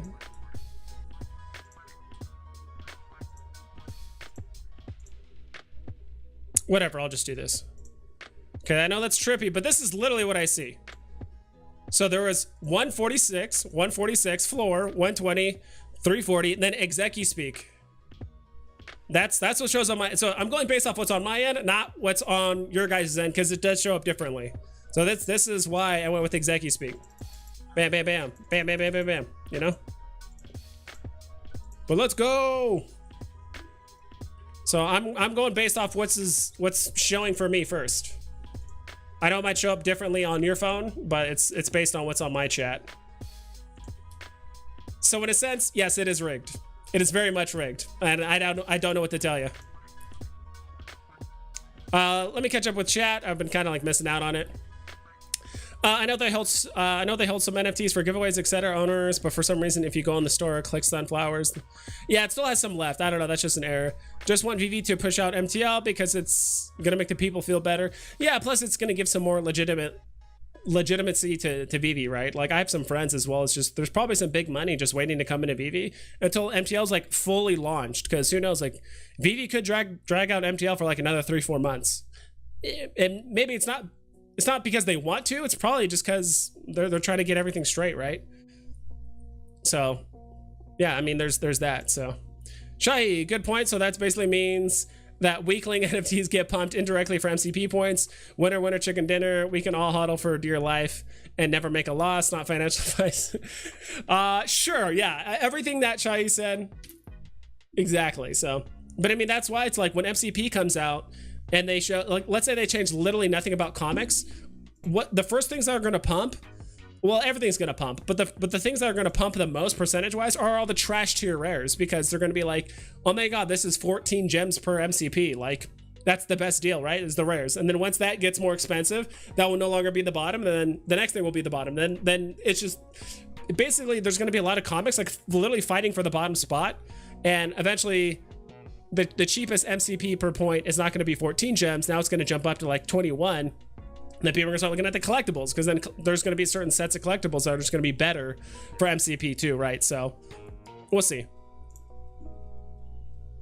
Billy Bob Bitcoin, Spidey down to 84. I wonder how long it'll go before I start buying them. Oh, the Marvel Mighties. Yeah, dude, that's really low. I bought 3 of the Marvel Mighty Spiders for like 200. So I'm still sitting on literally all of those. Yeah, it's not a great feeling, but it is what it is. If you guys, yeah, I'm hurting too, guys. It gives me appendicitis when I look at the prices that I bought some of these NFTs at, and I'm like, oh, if I just waited, I could literally buy 3, 4, 5 times the amount at the current prices if I just waited. Yeah, I mean, MCP, my bad. No, it's fine. I was just trolling you about the tags. I know, near and dear to your heart for good reason. Oh yeah. Pixar drop was fine. I was hoping for something animated though. That seems like the right IP for it. It's not like 3D rendered animation isn't their whole thing. Agreed, dude. Would have been nice to see some animation or something just simple, right? Whole snake in my boot, pull the woody string or whatever. What's the real reason for? Ooh, I'm getting tons of notifications. Here we go. Here we go. All right, I got you. Execu speak. Let's see. Let's see. Give me a sec. Transfer.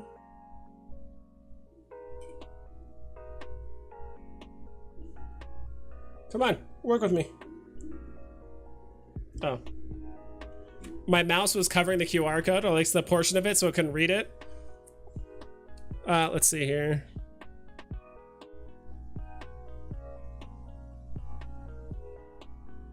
And it was a member too. So members, it's also rigged too, by the way. Members always win. So if you guys want to win these comic giveaways, gotta be a member. I'm just kidding. Literally anybody can win, but I will occasionally do some member exclusive giveaways that are gonna have some probably some juicier comics, maybe collectibles too. It just depends on what some people want to give away too, right? All right, what the hell? I'm not. Oh, it's because I have do not disturb on.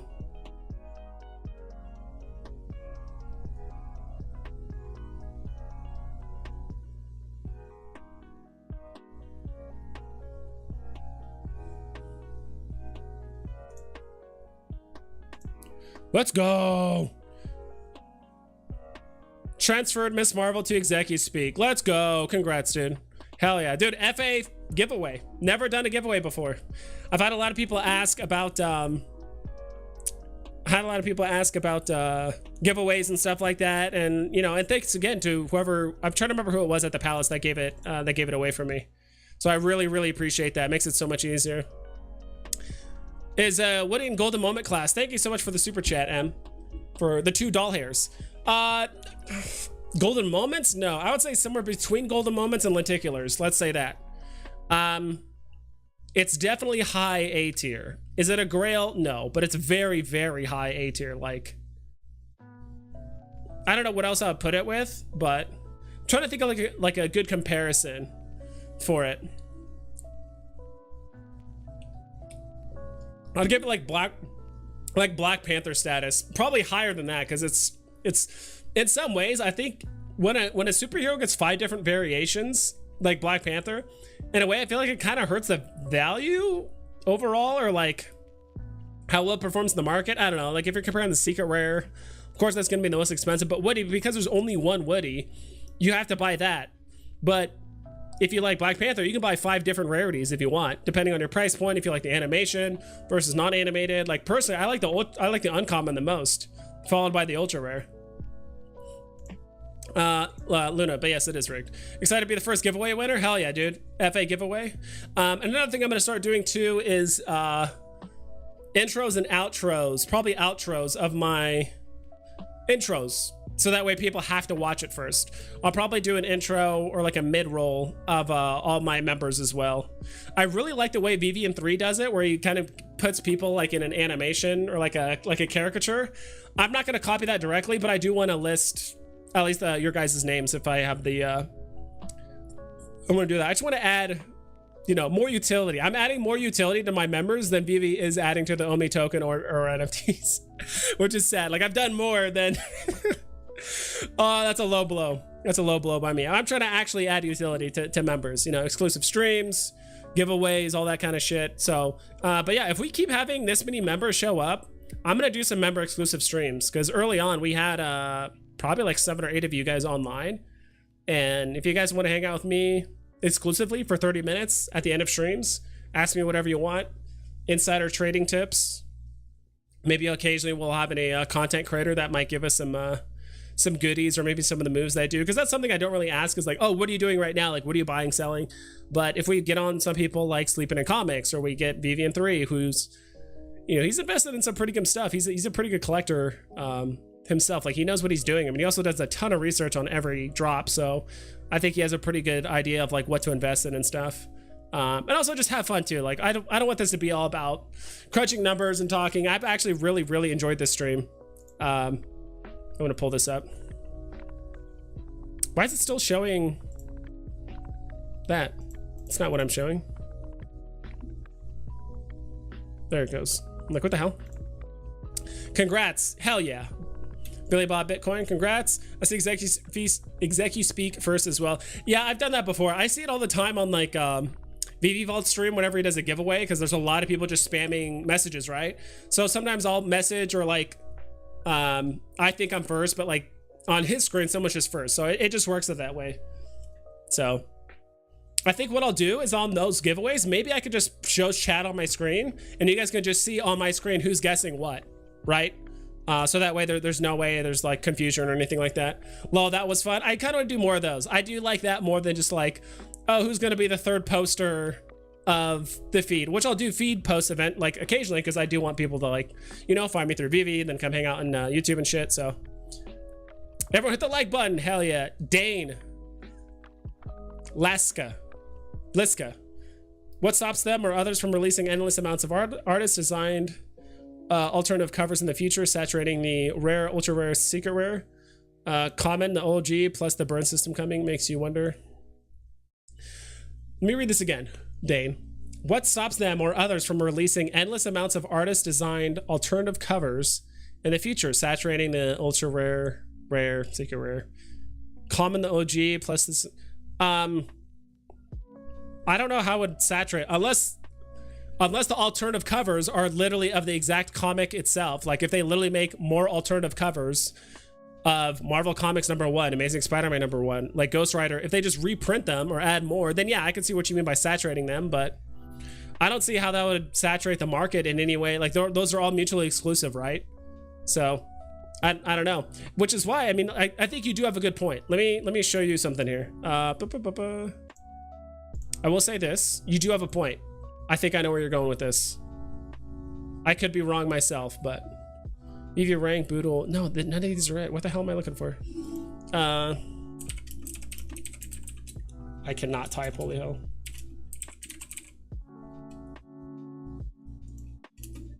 Here, let me show you guys something.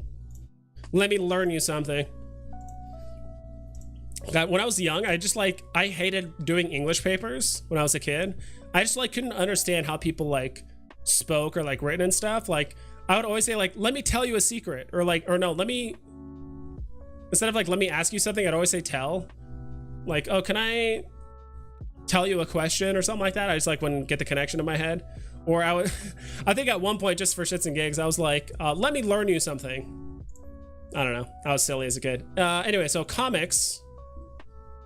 Ultra rare. So I've showed this before. I think some people know where I'm going with this, but some don't. So yeah, these are all VV exclusive covers, right? Ultra. I'm just looking at the ultra rares right now. So these are all VV exclusive covers. But what stands out to me, we actually need to organize it by floor price, because these also, the ones that don't have VV exclusive covers also tend to be just like the OG ones, because VV just didn't do them yet, right? Floor price. So the ones that don't have VV exclusive covers are pretty high in value. Marvel Comics #1. It's just, that is the classic cover, black and white. Classic cover, black and white. Classic cover, classic cover. Go down a little bit further. There is, I think it's Daredevil. No, New Mutants. Black and white. So I do think these will actually stand up, because these are not VV exclusive covers. I mean, technically they are, but they don't have like outsourced artists making covers for them, right? It's just the classic cover. So I think it's really just like the ultra rares. Do you want the classic cover or not? Right? And I do think there could be some comic book artists that come into VV that are just like cover art purists. Like, I only want the original cover, right? They don't like the newer artist iterations or whatever. They might like it or may not like it. So like, even though this is the original cover, it's just in black and white. So some people might like that, right? So I do think these could, again, I think that might be a niche that might not come to fruition for like a long period of time. We would need like a lot of comic book collectors to like, I mean, these are still going to do well just because they are very just high tier comics in general, but those could have like a specific niche of people that might just hate all of this. Who knows? But I think I get what you're saying, Dane. I think I kind of went the other way with it, but I don't think like if they come out with more VV exclusive cover ultra rares or rares, like it's not going to dilute the market, because they're all mutually exclusive. I think they're pretty much done. It seems like they're pretty much done with the Marvel Comics covers and stuff. The only one that I could see them maybe just leaving the original art and not touching it is probably Amazing Fantasy. That's like the most classic, you know, it's the most high priced comic like in existence, right? Basically, just due to his super rarity. So that one they might not do, because like who could even do that cover justice, right? Like who would they even pick? Who would like, I don't know, but I think I get what you mean, Dane, on that. You guys saw none of that. Wow, you guys saw none of that, huh?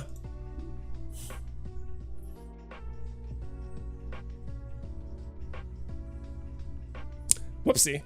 Anyway, yeah, long story short, these covers are just black and white of the original cover. Like every comic after these originals, like Amazing Spider-Man, Journey into Mystery, all that stuff,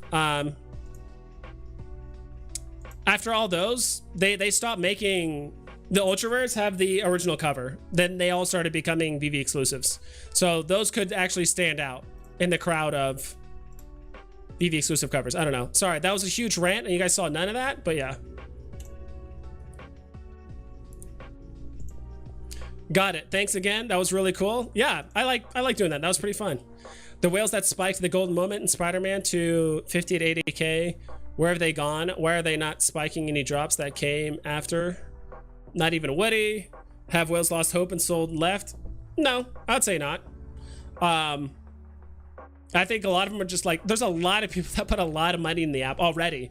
Like even some of the whales, some of the higher, you know, some of the whales that I know, I wouldn't even consider them whales, but like the people that have like, they spent a lot of money on Vivi and like, they just can't afford to put more money into the app right now. Right? At least that's how it works in my mind.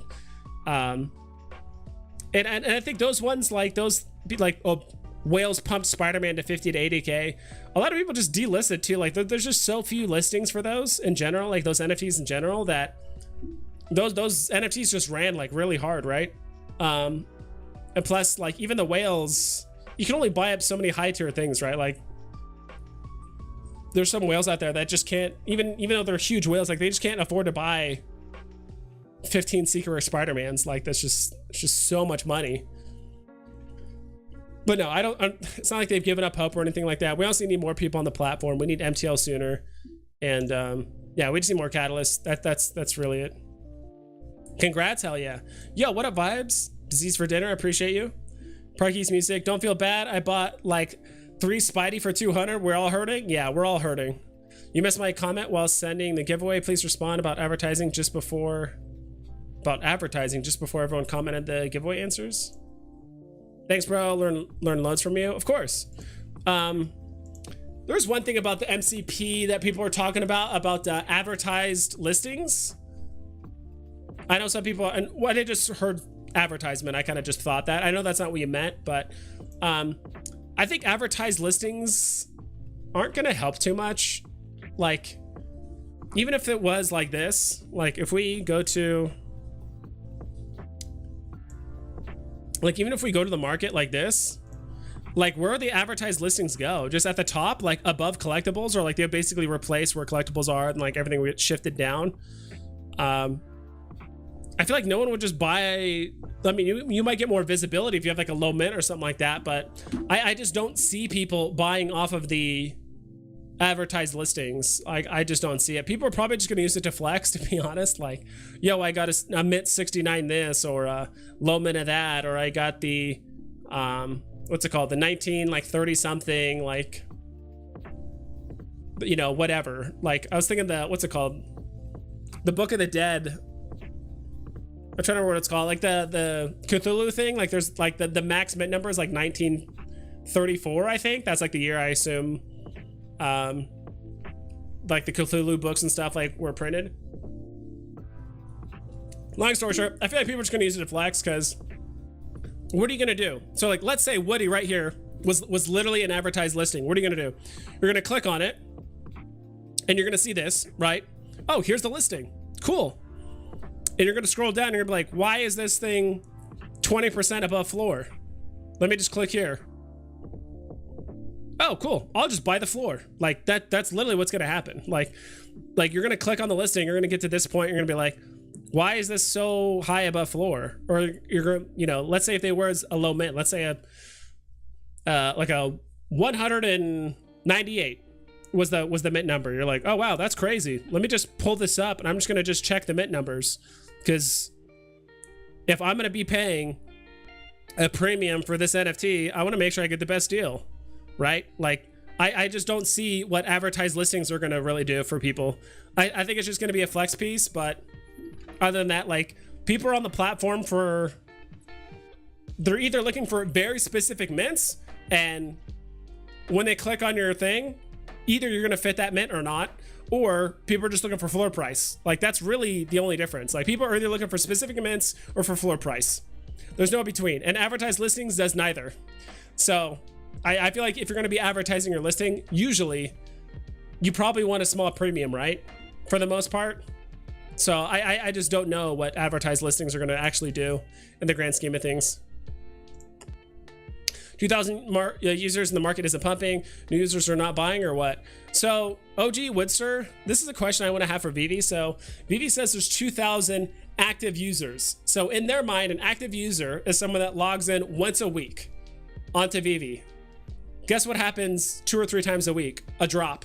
So pretty much everyone logs in. As long as you log in on one of those, you know, 2 or 3 drops that happens a week, you've now just become an active user. I have friends and I know family members and other people that literally all they do is they open the app 2 minutes before the drop, they play the drop, they don't get it, they close the app, and they wait till next drop. That's literally all they do. They don't even buy in the secondary market, they don't do anything. So in Vivi's eyes, that's considered an active user, right? That's what I told all my friends. I told them, you know, I was like, hey, if you guys want to try out Vivi, I'm like, download the app, put like 60 bucks in, 100 bucks if you're feeling like, you know, you want to really give this a go, because 60 bucks is the price point of the Disney NFTs, and then Marvel is $50, and then comics are lower than that and all that stuff. So that's my thing.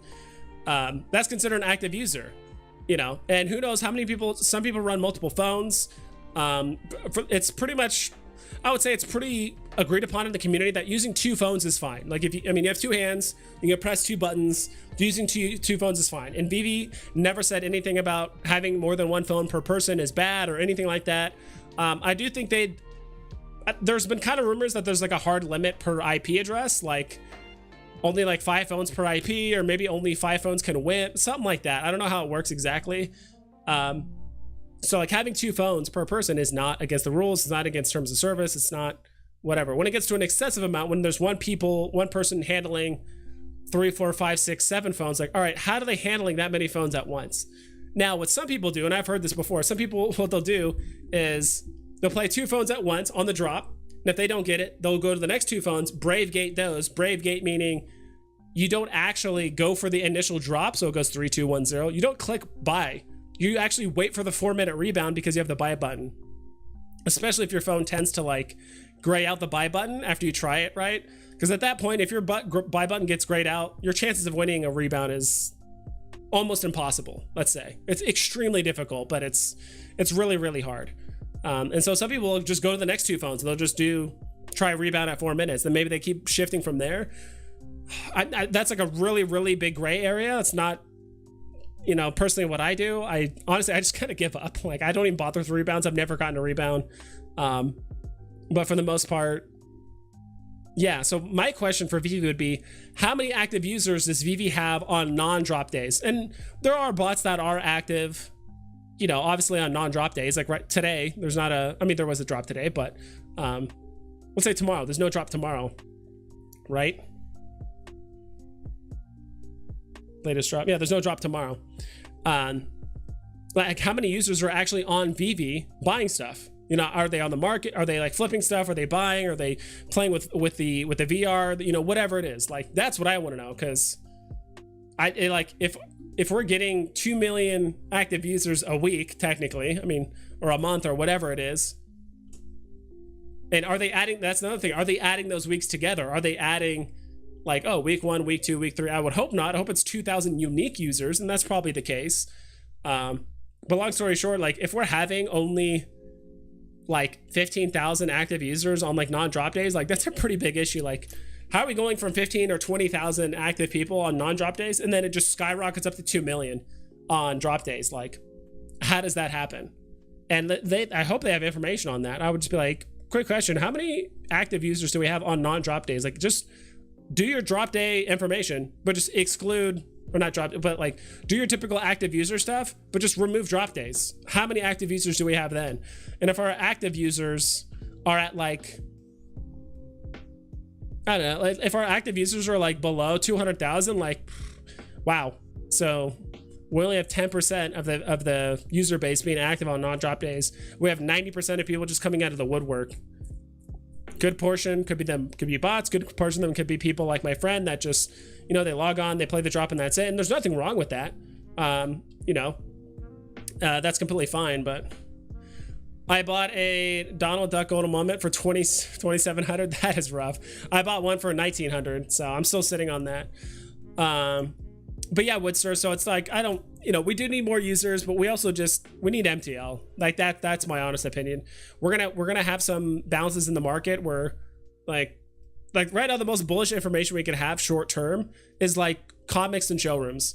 Comics are gonna go up a bit, then they're gonna go down and retrace. People are gonna take profit, you know, usual. Q system. I think Q system could be another.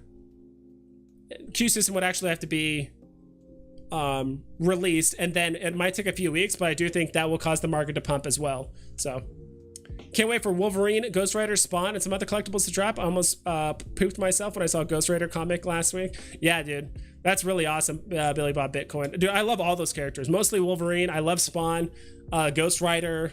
You know, for Black History Month, I was like, dude, I would love to get Spawn. I would love to get Blade. I would love to get I'm trying to remember, there's some other characters I mentioned too, but I don't remember off the top of my head. Miles Morales, whatever. I did say Bishop, but he was released in a comic, so that's pretty sick, so I said Bishop too. But yeah, dude, we're all waiting for those, but I think VEVE knows / Marvel knows what they're doing with doing slow releases, right? If they just front load all their biggest hitting like superheroes and villains, like there's just not going to be much to look forward to. It's going to crash the market really hard. You know, that's why Pixar didn't release like Buzz Lightyear and this and this and this. And like, I'm actually kind of glad they took a different Pixar movie per rarity for the most part. So I do kind of like that. Shahi. Let me actually just close my screen here. In the meantime, please tell me top losers and top gainers works. Last 24 hours. Let's go. It does work. All right, let me just catch up with chat, and then we'll go over like top losers and gainers over the last 24 hours.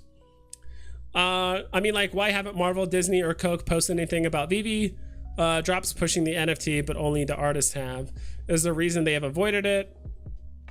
It would be mega even if they tweeted it. Yeah, I mean, I'm sure there's either something in the contract, or maybe Disney / Coke / Marvel want more NFTs to be on the platform first before they make a major announcement, right? Because like if like, let's say Disney announced Golden Moments, like, yeah, a lot of people would get on the platform and flood the app, but then a lot of people are like, well, where's Goofy, where's Minnie, where's you know, I want more Star Wars, I want more this, I want more that. Like, not like the people that are going to come in are going to be like entitled and want that, but like, I think they're gonna want as many NFTs, like as much like product as possible, like on the shelves, like just more product on the shelves basically available to purchase before they just start heavily advertising for it. I don't know, I could be wrong with that. Maybe it's a contractual thing where they're like, hey, like, can you keep this on the DL? Like, you can like tweet about this or like mention it, but like don't tweet it out formally. Don't like do any of that stuff. Who knows? Like, I have no idea what VEVE, you know, negotiated or talked about with those IPs. Like, I wouldn't know, but I think in the grand scheme of things, I would imagine, I think those IPs or those licenses just want more product on the shelves before they start advertising it. Dane, good answer. My rule of thumb with comics, always grab the common at the very least and grab a decent mint. A bit to hold, can't go wrong. Yeah, that'd be, again, not a huge mint person, but I would grab a, you know, I used to be that person. I'd grab a common of every comic, but it just got so difficult to like keep up with, and it was it got to the point where I'm like, God, all these commons are just like half off, and I probably bought them all at the wrong time too. But like, just some comics just aren't worth collecting. You know, not every single comic is going to be a winner, whether it comes to the art, you know, there's not a significant first appearance, or it's just bad timing in the market. Like, it's in the middle of a gem squeeze and it had like 2 really good FAs on either, like 2 good drops on either side of this comic, so it kind of just got drowned out. Stuff like that happens all the time. So, but for me, I'll probably at least collect the common covers of most of the X-Men comics, like most of the Uncanny X-Men, and then some other ones, like, just because I like X-Men a lot. But I'm not going to go out and like collect all the common comics or something like that. That's just, it's getting to that point where we are kind of getting a good amount of comic bloat on the app. Marvel and Disney post about VEVE drops all the time. Yeah, I do know they post about it. They do post about it, but not as often as they probably could, maybe. I don't know. Tucson collectibles. That's the genius. The VEVE, the VEVE drives traffic to its app. The VEVE? I don't know. And are you in Tucson, sir? I'm actually up in like Greater Phoenix. I'm not in Phoenix, but I'm like in the Greater Phoenix area. But Tucson collectibles, that's really cool, man. Nice to meet you. I think it's the first time we've talked, or maybe I've seen you before, but Waffle says, do you have your own Discord / channel community? To be honest, like, I was really resistant against it for like a long period of time, just because I didn't want to deal with people or drama, or, you know, having to like police my chat. I'll be honest, I really like the way that Dino does his I really like the way that Dino does his Discord.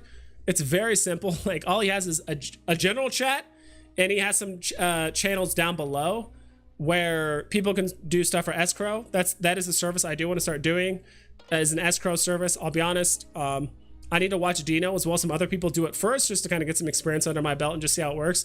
But I would love to start doing escrows for you guys, for, you know, people want to trade gems or NFTs or whatever it is. Like, I'm more than happy to do that for you guys as well. So it's going to help support me, as well as just make it easier for you guys to trade if you guys are kind of afraid to do it, right?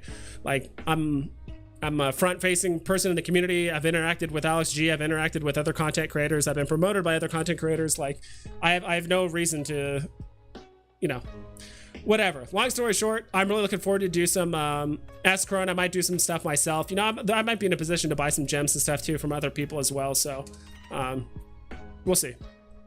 Yeah, I think escrowing is going to be, Dino's done it pretty well. And honestly, I'm going to say it. If Dino can do it, then I can do it.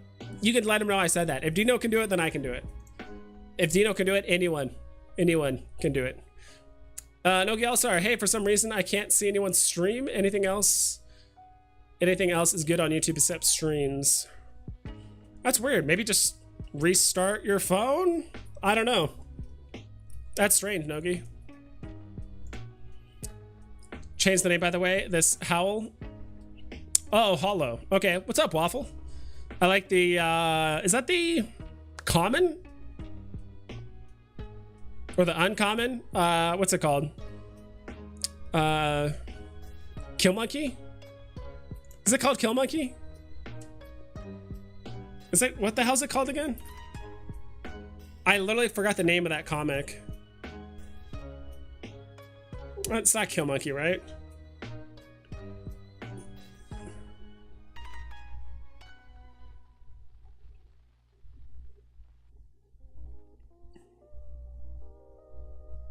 I was just curious, because that comic too is also one I don't really care to get into it. Hit Monkey, not Kill Monkey. Hit Monkey. So this one right here. I was just kind of curious what. All right, so you got the uncommon like cover or like look for your profile picture. That's pretty cool. I don't know. I do think like this one does have a current show like that. It does have that going for it, but and it's low mint, so there's that. But other than that, I don't know. I'm maybe one day I'll buy a monkey just for the memes, but I'm not gonna do it anytime soon. Johnny, it just hurts to see Grails get crushed after a big Grail announcement. Can we really see Spider-Man partner statue hit 50 80k again? Maybe 5 years, even then, when Pokemon comes out, etc. Hurt, dude. Yeah, dude, just don't. It's gonna get up there eventually. We honestly just need to really weather the storm. I'm just curious, Shahi, when did you start on Vivi? Like, have you been here since the beginning? Did you start over the last like couple months? I'm just kind of curious, like when you started on Vivi. Comic fan again? I feel like Woody's a Grail in the making. The next Todd? I don't know, I don't know about the next Todd. Todd's in its own category. So for something like Woody, I do think at some point it will hit a wall once it gets up to a certain threshold. Just because I do think there's a lot of people stacking it, and a lot of people will just sell 1 or 2 Woodies off to just to buy, you know, the newest best thing, right? I don't think Woody's a Grail. It's an extremely high A tier NFT, but I wouldn't say it's a Grail by any means. And I think everyone uses those terms interchangeably. A high A tier, blue chip, Grail, like Grail, and the way I see it is like Grail is typically a relatively rare NFT that really theoretically has like no upper limit. I don't know how to explain it, like, because the way I say it is like Todd is a Grail, Walt is a Grail, R2D2 in a way is theoretically a Grail, just because it's like the first appearance like the Star Wars franchise is absurdly massive. Like there's so many people that love Star Wars, and because like R2D2's the first, as far as I know, I think it's the first one minted. Like that's, you know, and it's a golden moment and all that other stuff. Trying to think of like what else I would consider like actual Grail status. Maybe Superman, but it's like really, really low tier Grail. It's getting treated like a B tier NFT right now, to be honest. But there is a difference in my mind when it comes to Grail, blue chip, then like A tier. I would give Woody blue chip. I'll give Woody blue chip and not Grail. For whatever that means, for whatever it's worth. Thor 337 and a mini card for Woody. Thor 337 and a mini card for Woody.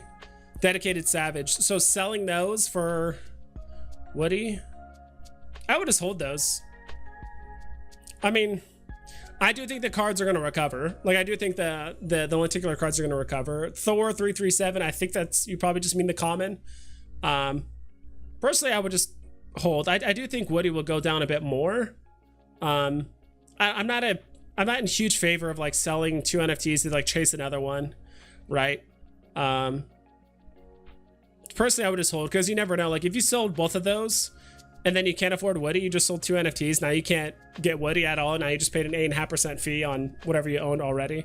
I would just hold off. Again, I don't know what your situation is. Like, I don't know if you're able to put in more fiat into the app, or if you have like giant vault of other stuff that you could sell instead of Thor, as well as the mini card. Plus like mini's so low right now. I'd kind of just rather wait, because there's already a lot of people probably doing what you did, right? Selling mini for basically Woody, which is why I think mini is going down, because like those were roughly the same price. Like mini was around 300 for a while. Now she's low 200s. I mean, let's look at mini really quick. Like, where's she at? Yeah, she's at 213 right now, because let's see, because just a few days ago she was going for 240. You know, she's just getting driven down even more, just because, yeah, you can sell a mini and basically afford a Woody, or at least you could at one point. Not anymore. Woody's much higher now, but let's see. Sorry, I skipped your first message. I think we need some kind of substantial utility or capability for the collectibles to retain users. I think we're retaining users just fine. I mean, you're always gonna have those people that log onto the app, or just like get on the app, load up 60 gems, you know, or whatever the minimum amount is. They'll play drops for 3 weeks, and they'll just think it's a scam and just log off the app forever, right? Like that could happen. Like there are people like that. So like those users, you're not going to be able to retain, or maybe they'll come back when Q system comes out, when you actually have a legitimate random chance. Like now you can actually say, okay, it just wasn't in the cards, instead of like, all right, well, maybe my internet was slow, my phone was slow, you know, all these damn botters, blah, blah, blah. So it's a bit different.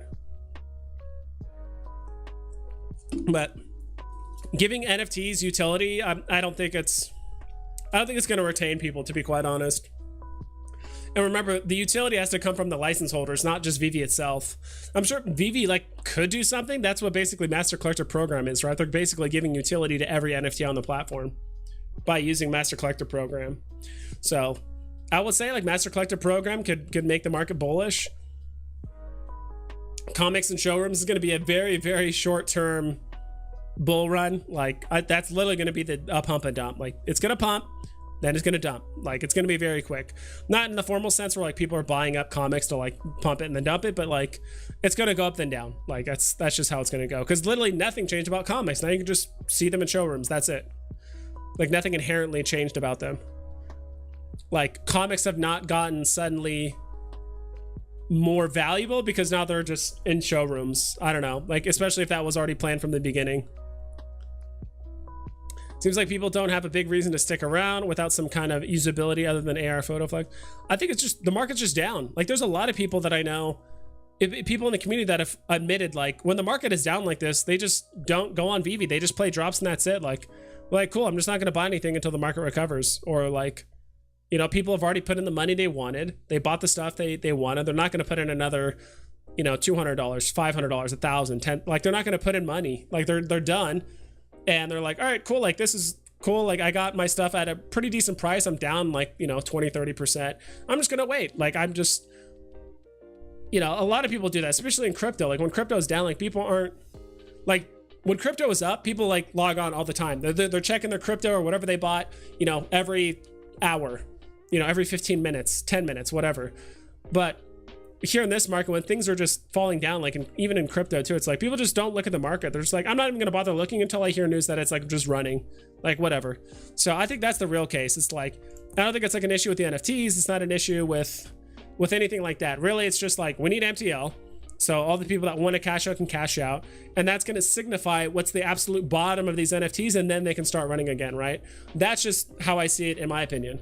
And then Q system will also get a lot of people on board. You know, maybe people that quit that are like, I'm not even going to bother playing these drops if I'm going to wake up at 8 a.m. or 9 a.m. going for these drops and I never win. Like, oh, I haven't won in 2 months. There's people that haven't won in like 3, 4, 5 months, you know, or even longer. So like I said, I don't think it has anything to do with, you know, if my NFTs could, you know, interact with something else, like it wouldn't really change my mind. I'm not going to start buying NFTs because now I can do some other like utility with them. I don't know. That's just me personally. Mind pulling up the Human Torch? Yeah, I can do that really quick. What if I just type in torch? No, I gotta type human. Let's go. So Human Torch up 4%. All-time almost, but it's basically all-time low for listings. It's at 72.99 gems, dude. It's at, I think it's at its bottom right now. Could it go lower? Sure, but not by much. Like I really think that is its bottom. Like I have a friend that bought a couple of these like at above 180. So seeing it go for basically half price is kind of crazy. And I will admit, Human Torch is probably, you know, not only is it like has the least amount of mints of like that Fantastic Four Marvel Mighties, it's probably also like just the coolest one in my opinion. Like I think most people like the Human Torch as like their favorite for the most part, you know, followed by the Thing, then Mr. Fantastic, then Invisible Woman. But you know, that's all subjective. Let's pull up Human Torch. I'm just kind of curious what the floor looks like, because if that floor is looking thin, that could actually be a decent little investment. It's actually a good call, Justin Fisher. Kind of like it when people give me to like pull up NFTs I don't look up much, or if I feel like they're starting to hit a bottom. Oh, it's already pumped. It's already pumped a bit since we started talking. Maybe there was a single listing at 72 gems, and that's what's just kind of populated on ECOMIWIKI, because sometimes that'll have that. Like, if the NFT is literally, let's say like 80 gems, and someone listed for 71 gems, as long as that one stays up until the next like hour on the hour, it's gonna just say like, oh, that's the floor price. So yeah, Human Torch is already back up to 80 for the most part, which is still super low in my opinion. Like it's still a pretty decent buy point. For 80 gems, I'm trying to think of like, what are some like better alternative purchases? Maybe Spider-Man. I think Spider-Man's at like 85 right now, like the Marvel Mighty version.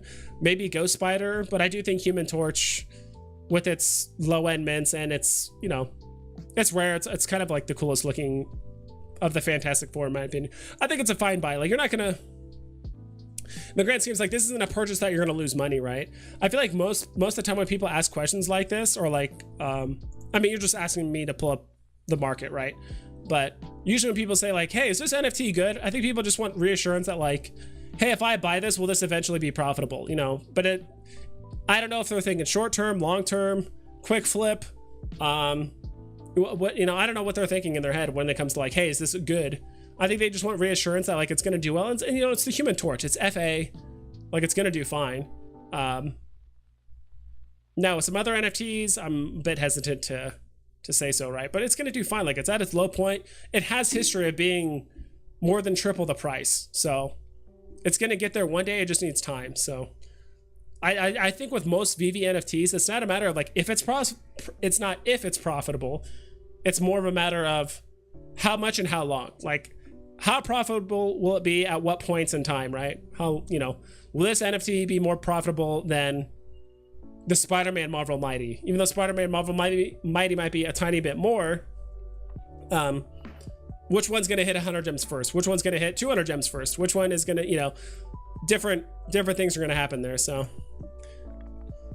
I'm in Hawaii now. Wow, I don't blame you, actually.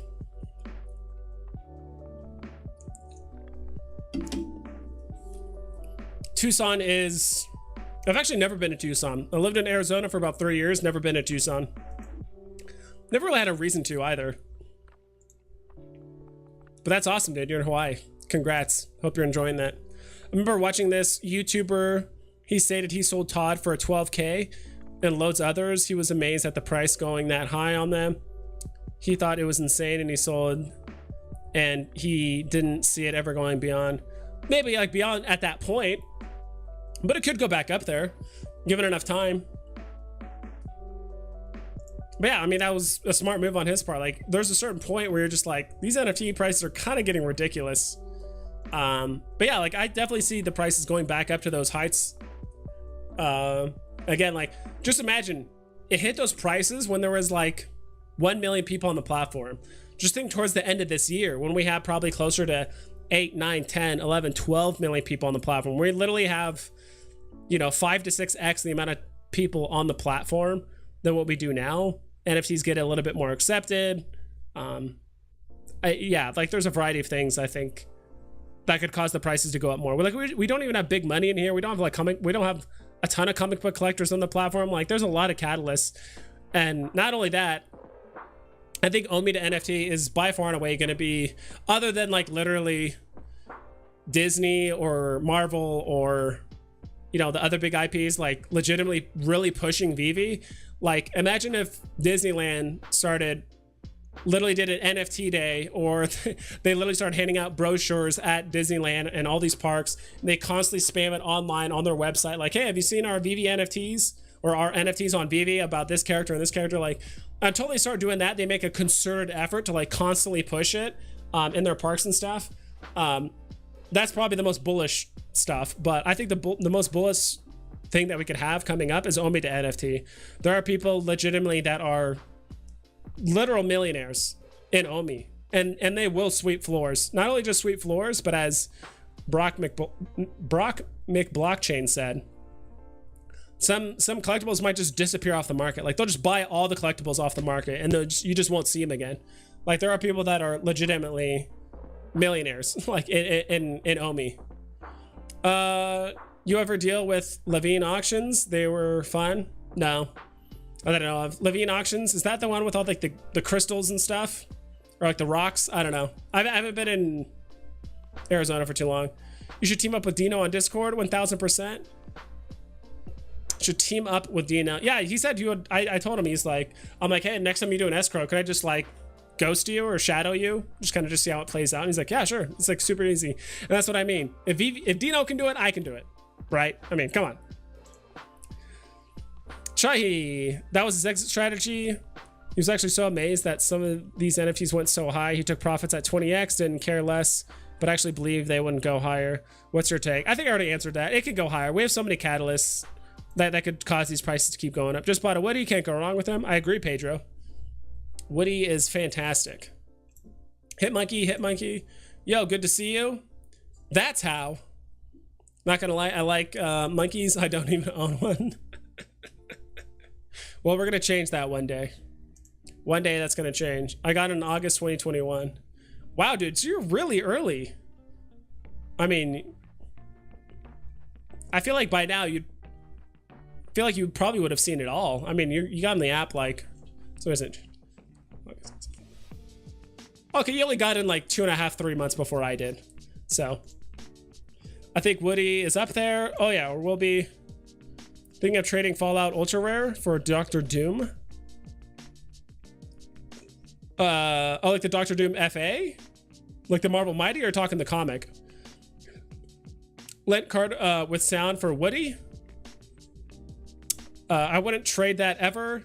I'd make smart flips with other NFTs and grab both. In 10 years, some genius kid in the block will buy them all. Oh yeah, that's all it takes. That's why I said, like, I probably wouldn't. I wouldn't blame you for doing it. It's not like a terrible trade, but I would just try and find other NFTs to sell before then.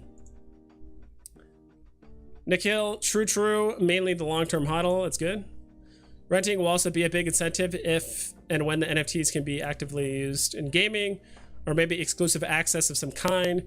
It's going to be big nonetheless because many are first appearance. Exactly. I do think there is something around Marvel Mighties. Like, there's a reason why Marvel wants a lot of the Mighties to be FAs. There's got to be possibly some gamification or something going on. Who knows? Not entirely sure, but again, like, all this stuff, like, people are thinking it's too short term. Like, some of the stuff might not come to fruition till like 2024, 2025. Like, yeah, we might get the VEVE later this year, but we might not have full gamification and all this crazy stuff and you know, all the things that we want with VEVE. Might not to be way later, until literally VEVE, unless VEVE has been outsourcing the VEVE to some company for the last like 3+ years, like Niantic back in like 2018. Unless they've been literally working on it for that long, like, we're not getting the VEVE or kind of like that stuff anytime soon for renting and all that.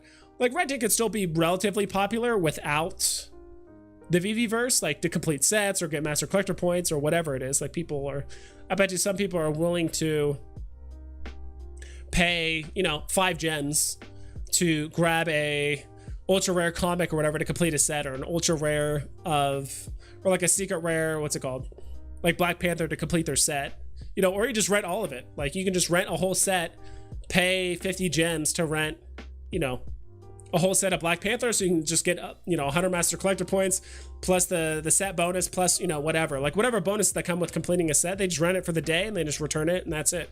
Some people might do that. So there is some utility with renting, even without the VEVE. A time will come, you will be able to lock up all these NFTs in a ledger, especially sets, and there will be digital collectible pawn shops ready to buy for insane amounts. I pray for that day. Yeah, dude, the VEVE or just the metaverse in general, it'll, to be quite honest, in order to see like mass adoption from the public and it be like on par with like PC gaming, console gaming, that kind of stuff, to have it be basically as that universally accepted, it could take like 5 years, 5 to 8 years for people to get like, all right, like, this metaverse thing is cool. Like, people are going to eventually get to the point where they're like, oh yeah, I play on the metaverse, or like, oh, I play on Oculus or whatever. Like, that is my gaming system, you know, or that's the thing I travel around in or whatever. And I just don't see it failing anytime soon, because there's already big money in VR, you know, VR/metaverse, right? Like, Facebook is spending a buku amount of money on VR and stuff. I imagine Google is too, and then Facebook, I already mentioned Facebook, and then whatever the hell this VEVE thing is going to play out or whatever. So because there's like literally already big money and people spending, yeah, unherds of amounts of dollars on it, I feel like it's kind of hard to fail at this point. It's just a matter of if, not, you know, it's just a matter of when, not if. What are your thoughts about Disney looking to expand their own NFT company? I think it's fine. Leak my balls. Someone said that there's gonna be a Disney like NFT acquisition, or maybe their own company. I think it's fine. We still have the first wallet. We still have the first everything on our blockchain, on like the Ethereum blockchain. We still have all the FAs, and if anything, Disney's gonna make it so our NFTs hopefully are interoperable with their NFT product or line of stuff, whatever it is. So that's what I said. Like, if Lily Disney pulled out of Vivi right now, it's good, because it just means that Vivi NFTs or the Disney NFTs on Vivi are super exclusive and they're done making them. If you want any more Disney NFTs, you're gonna have to wait till years, maybe, until Disney finally releases their first set of NFTs, or 6 months, or whatever they want to do, right? Or however long it takes them. So whether Disney stays with us exclusively, which, you know, in the grand scheme of things, they won't. They're going to want to do their own thing. Or if they keep releasing NFTs, or if they stop altogether, no matter what, the NFTs we have on the platform are still great, and they're going to keep going up in price no matter what. Let me just go back to this.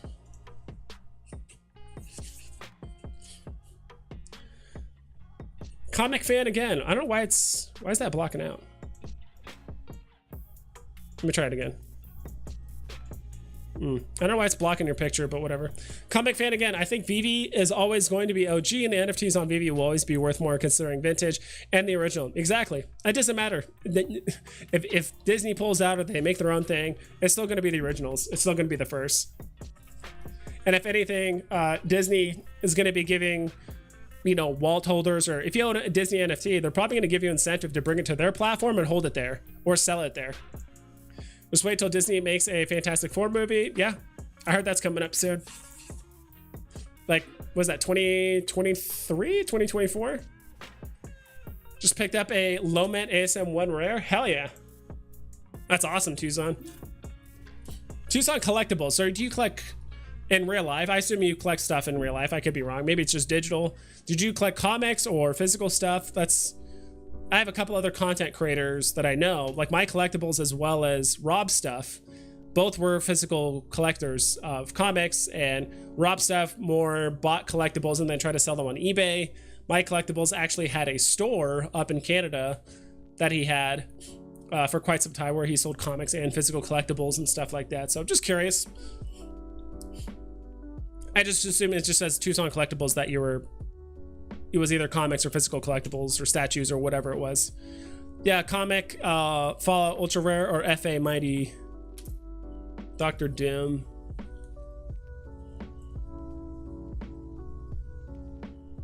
Both are really good. I'll probably stick with the comic just because I do think it has the catalyst of like Miles Morales coming out in a movie and all that other stuff. I mean, so does Fantastic Four for Dr. Doom. It's all great though. Like, both of them are really good. Let's say this, I wouldn't sell one for the other, but if I just had straight up dollar amount,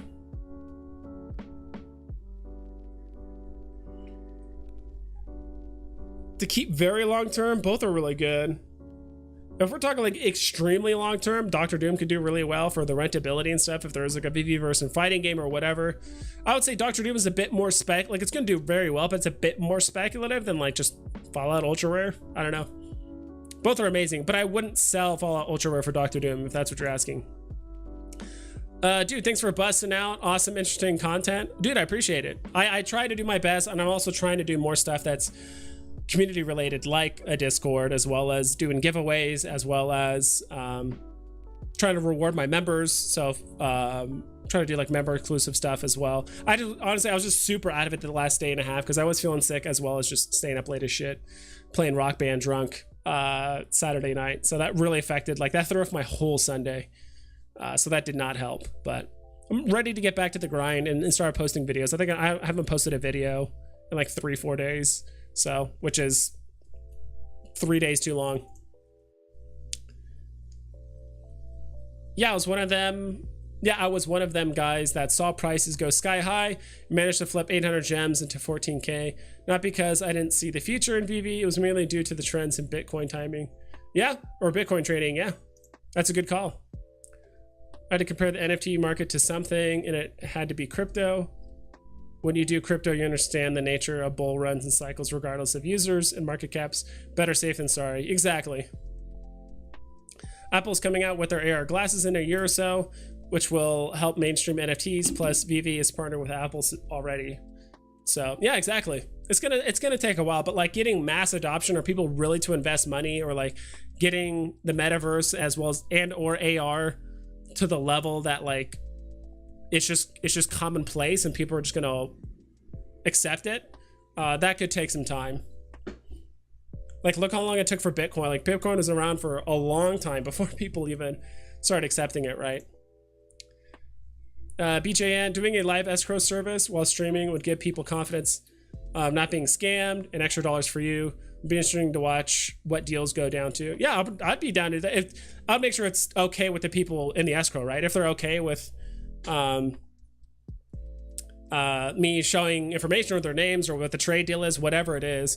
I mean, I can't see any sensitive information as far as I know. All I'm doing is just confirming stuff on both sides. Like, all right, cool, I have the NFT now. Like, please, I'm gonna double check like the mint number, this and that, and like, hey, did you actually get the transfer of you know, OMI or Bitcoin or gems or the fiat that you wanted to trade, like whatever it is, you're just confirming stuff. So not much to see, but like I'd be down to do it. And I would probably do it over voice or face. Like they would picture, you know, I would do it live on stream with my recording and stuff and all of that. So yeah, BJ, and I would definitely be okay with it. It's just up to them if they're okay with basically being on stream. Maybe I don't have to reveal their names, but maybe just do the escrow service that way. So yeah, I think that'd be kind of cool.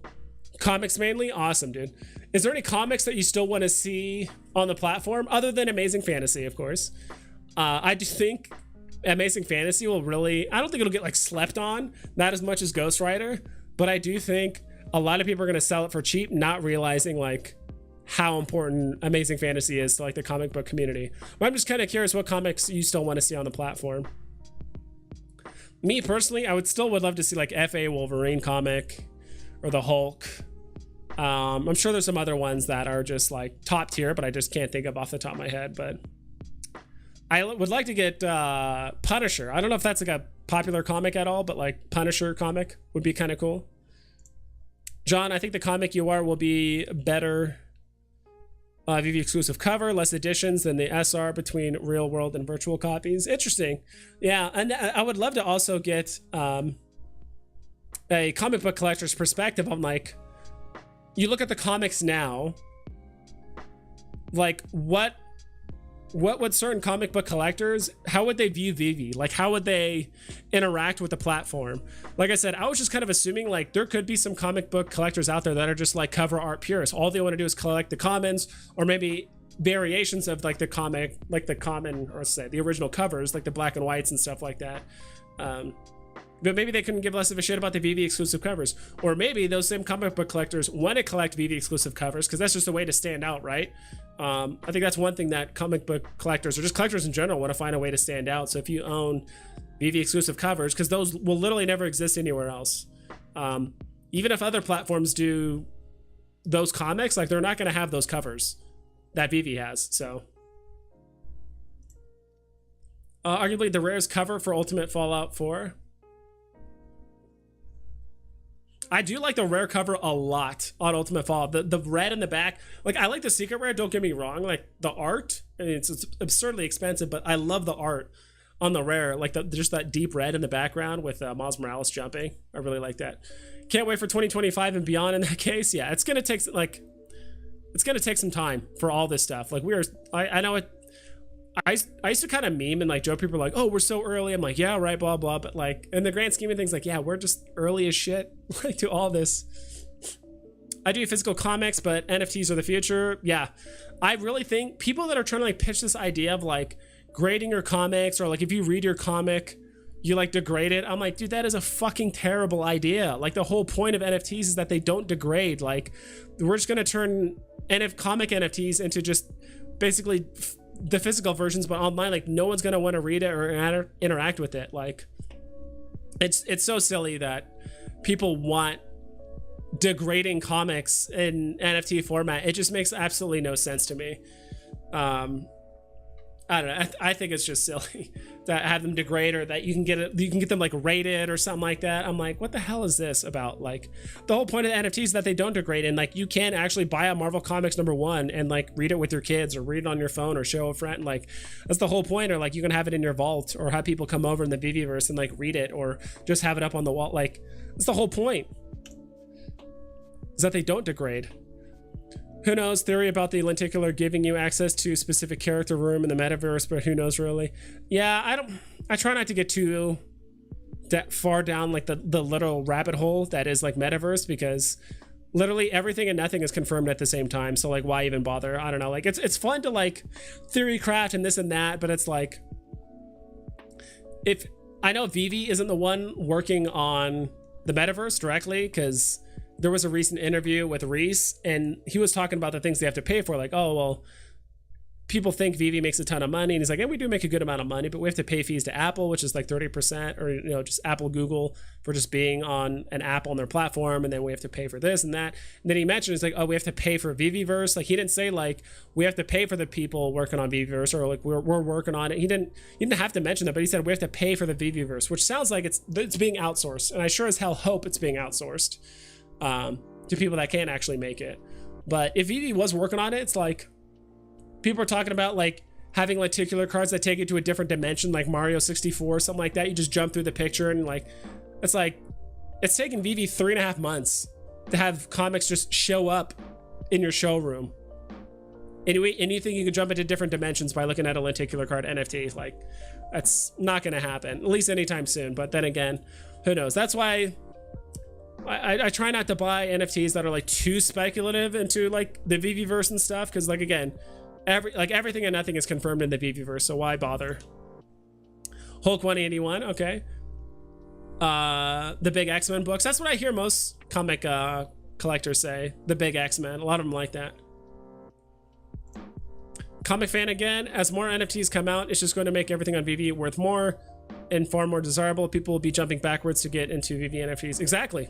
There's the more release, and believe it or not, there's going to be dud NFTs. Like, not every NFT is going to be a winner. That's why the first thing I focus on is it popular? Like, so many people will come to me and be like, hey, what do you like, why is this comic so cheap? It's a secret rare. Why is the secret rare so cheap? I'm like, well, is it a popular comic? They're like, well, it's, first appearance of Peggy, whatever her name is, Peggy something. I literally said it earlier.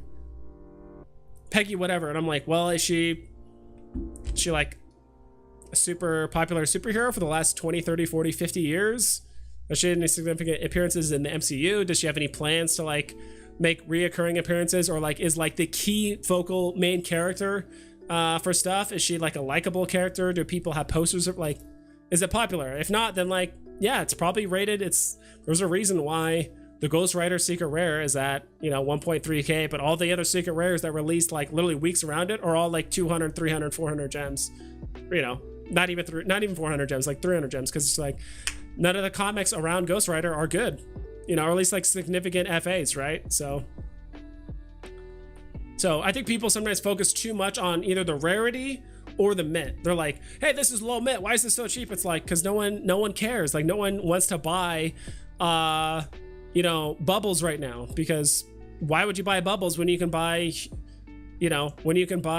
Human Torch, you can buy this comic, you can buy Batman, you can buy Superman, you can, like, there's so many other things that you could buy that are infinitely more recognizable and popular than bubbles, despite the low mints.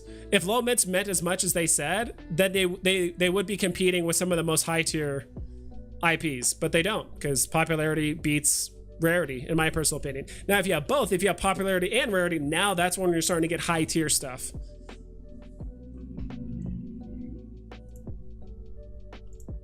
ASM 129 is Punisher first. Okay, that's awesome. What does that one look like?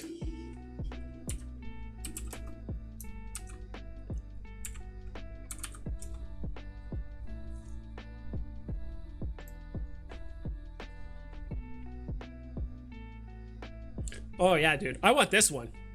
Sorry, give me a second. Need to drag this over. This is what I want, dude. The Punisher. Dude, that's actually kind of a cool cover. Dude, I would love to see what the VV exclusive cover of this would be. Let me hide my screen because it's kind of covering it up. Dude, I would love to see what the VV exclusive cover of this looks like. That would be so awesome. There's got to be someone that's just going to make it look just really sick. The Punisher. Frank Castle. And the jackal? I don't know. It says the jackal or something at the bottom. That is really awesome. I do want that one. I'm not sure how high tier that is. Let's see. I'm just gonna look up ASM 13 CGC. See what Go Collect says. I'm just curious what it says. Okay, 9 grand for a 9.6. Let's go. Hell yeah, dude. We need this comic. We need this comic. That's a sick cover, and I bet that a VV exclusive like alternative cover would look really, really good. If it's anything like Ghost Rider, or if they like if that the same artist or like a similar art style for like Ghost Rider in this, that'd be really, really sick. I really look forward to that. All right, sorry, back to chat. Again, VV NFTs are going to be considered Golden Age or Silver Age NFTs. Yeah, that could be the case. That's kind of where the seasons come into place, right? Like there's season 1, season 2, season 3. The Dragon Girls are the very last NFTs of the season 1. So there will be people that will consider, you know, maybe season 1 and 2 as the Golden Age, you know, season 1 obviously higher. Then maybe seasons 3 and 4, the Silver Age, and the 4 and 5, you know, then 4 and 5 are the Bronze Age. You know, then everything after that is just whatever, right? Who knows? Like I might not know, but like that's way in the future, you know. If crypto hit bottom, do you see VV market pumping alongside?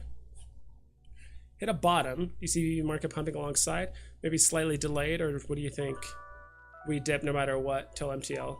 I think if crypto is pumping, VV could pump too. It's not going to hit all-time highs, but it could do well. I really think MTL is honestly, I think the linchpin that will really basically just open the lid of the jar of just like letting MTL. And again, even if MTL comes out tomorrow and crypto pumps tomorrow, like doesn't mean we're just gonna hit all-time highs in 2 weeks. Like this is gonna take a while. I do think the fact that now that there's inherently a 90-cent price point with every gem, because I think back here in like late June, like all throughout the first 3 weeks of January, like I think people were just YOLOing gems. Like people saw how like a lot of new people saw the platform in December, especially during Christmas time, because a lot of people were seeing friends and family, showing them Vivi, showing them like, hey, I just got this $7 comic, now I can sell it for 50 gems. Like people are like, wow, it's just that easy. And you're like, yeah, and eventually we're gonna have MTL. And they're like, cool, let me get on this. And so we had a crazy pump of people as well as money join the app. Everything went sky high, which is awesome, but I lost my thought. What was I talking about? Let me read this. MTL, yeah. But I think now that there's actual MTL and there's like actual money tied to every gem, I think people might be a bit more inclined to take profit. You know, now instead of just letting things ride, like let's say I did buy this at 80 gems. It's 80 gems right now. And this went up to like 160. I'd be like, wow, this doubled in price. That's crazy. But like, hey, like if I just sold this now, I could just make 80 gem profit, you know, or technically, you know, 70 gem because the 10% fee on MTL and stuff like that. But like people are going to start thinking that way. People are going to start relating more the gems to like what they could do with it in real life rather than just YOLOing it, because before there was no MTL. It was just like, I think people were just kind of just YOLOing gems. I could be wrong. I do think like we will hit these highs again, but just not this fast by any means. We could pump this fast initially, but it's going to stop. It's not going to go this high. It's going to like fly up and then probably get to the halfway point, or maybe get to 2/3 and then go back down and people take profit. Who knows? Like it's literally 1,000% speculation. I can't tell you how the market's going to predict. I don't even know what's going to happen tomorrow, let alone months from now when MTL comes out. Who knows? What are the best pickups in your opinion right now? 2 to 5 suggestions. Golden moments, lenticular cards, to be honest. There are some really cheap lenticular cards right now.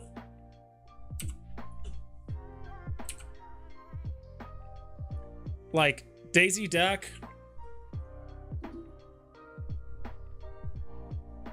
Like Minnie Mouse for 200 gems. Mickey for below 300. Daisy at 200. Like, just remind you, it's like Daisy Duck. I mean, she's at 220 whatever right now. Is that 225 right now? I mean, this chart looks rough just because, again, middle of a gem squeeze. Listings are pretty low though. They are plateauing, but like listings are pretty low.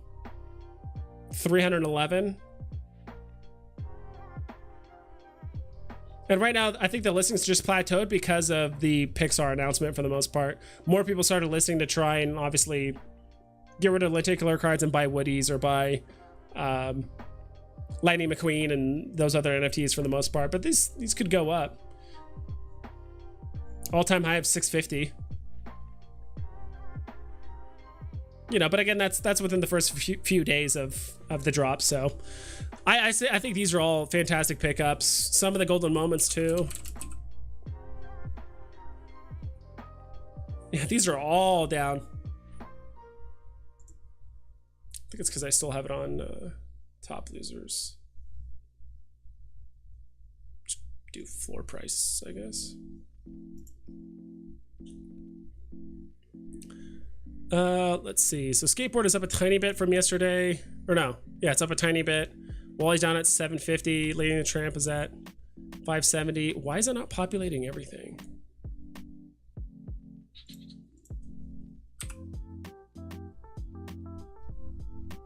There it goes. R2D2's at sub 5K. I think it was pushing 4K at one point, right? So it could go a bit lower. C3PO is at 2200. It's pretty low. Who was it that was asking me about that? It was who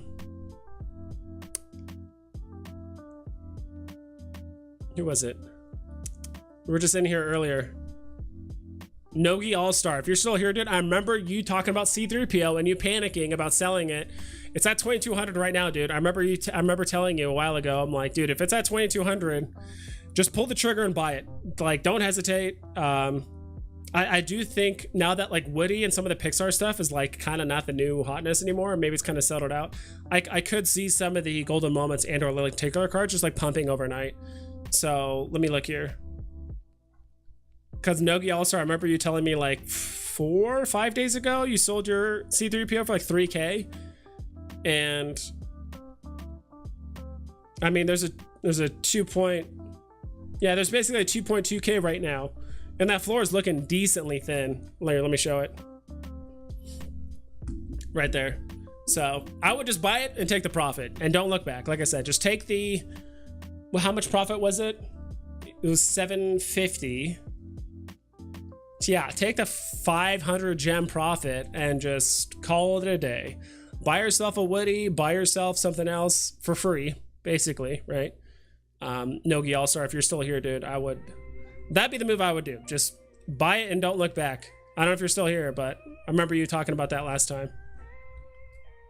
Because he sold it for 3K and he was like panicking, like, dude, I don't know what to do. And I'm like, dude, if it goes below, if it hits 2.2K, just buy it again. And just take your 500 gem profit and be happy with it. Punisher FA would be dope. His first appearance in Amazing Spider-Man, so it's a twofer. Yes, sir. Shahi, do you think the VEVE NFTs will mainly be used by users for the VEVE verse gamification, and what will make the price per NFT be worth much more? Yeah, depending on the utility or what you can do with it in the VEVE verse, I'm sure that will increase the price. Like certainly things like hoverboards, if you can actually fly with them or do whatever. Maybe there's certain NFTs that you can actually use as your avatar, like as yourself, and then other NFTs you just can't. So it's gonna vary. We just won't know until we get VEVE verse right. So I'm sure we could speculate like all day, but you know, again, I don't want to get too far down the rabbit hole. Like it's too many uncertainties, right? Degrading NFT feats the purpose. Degrading comic NFTs is dumb. I agree. I don't know why people want that. Your mint is what separates you from the rest, even though most people don't care yet. Exactly. I think people still care about mint numbers for sure. It's just how much of a premium are you willing to pay for it? It's a rabbit hole. LMAO, me thinking about potential every day. Yeah. I'd rather just have the option to burn a comic than degrade it by reading. Yeah. I'm sure they are going to have the ability where you can burn NFTs, right? And I do think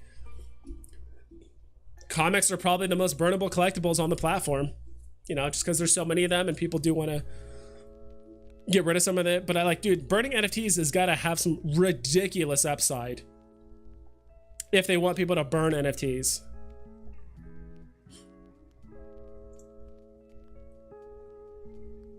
Yeah, it was Peggy Carter.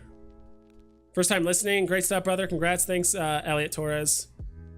Peggy might be in the Multiverse of Madness as Captain Carter in Illuminati. Yeah, I heard the same thing too. Sup, let's fucking go. ASM 129 is a tier. I think, dude, I would love to get Punisher in here. Spoiler alert, Cosmic Ghost Rider is Frank Castle. We have on the app Thanos 13. Interesting.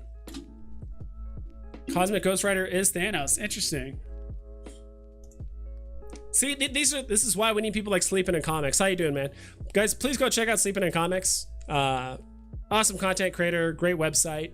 VVrank.com. I use it pretty frequently myself.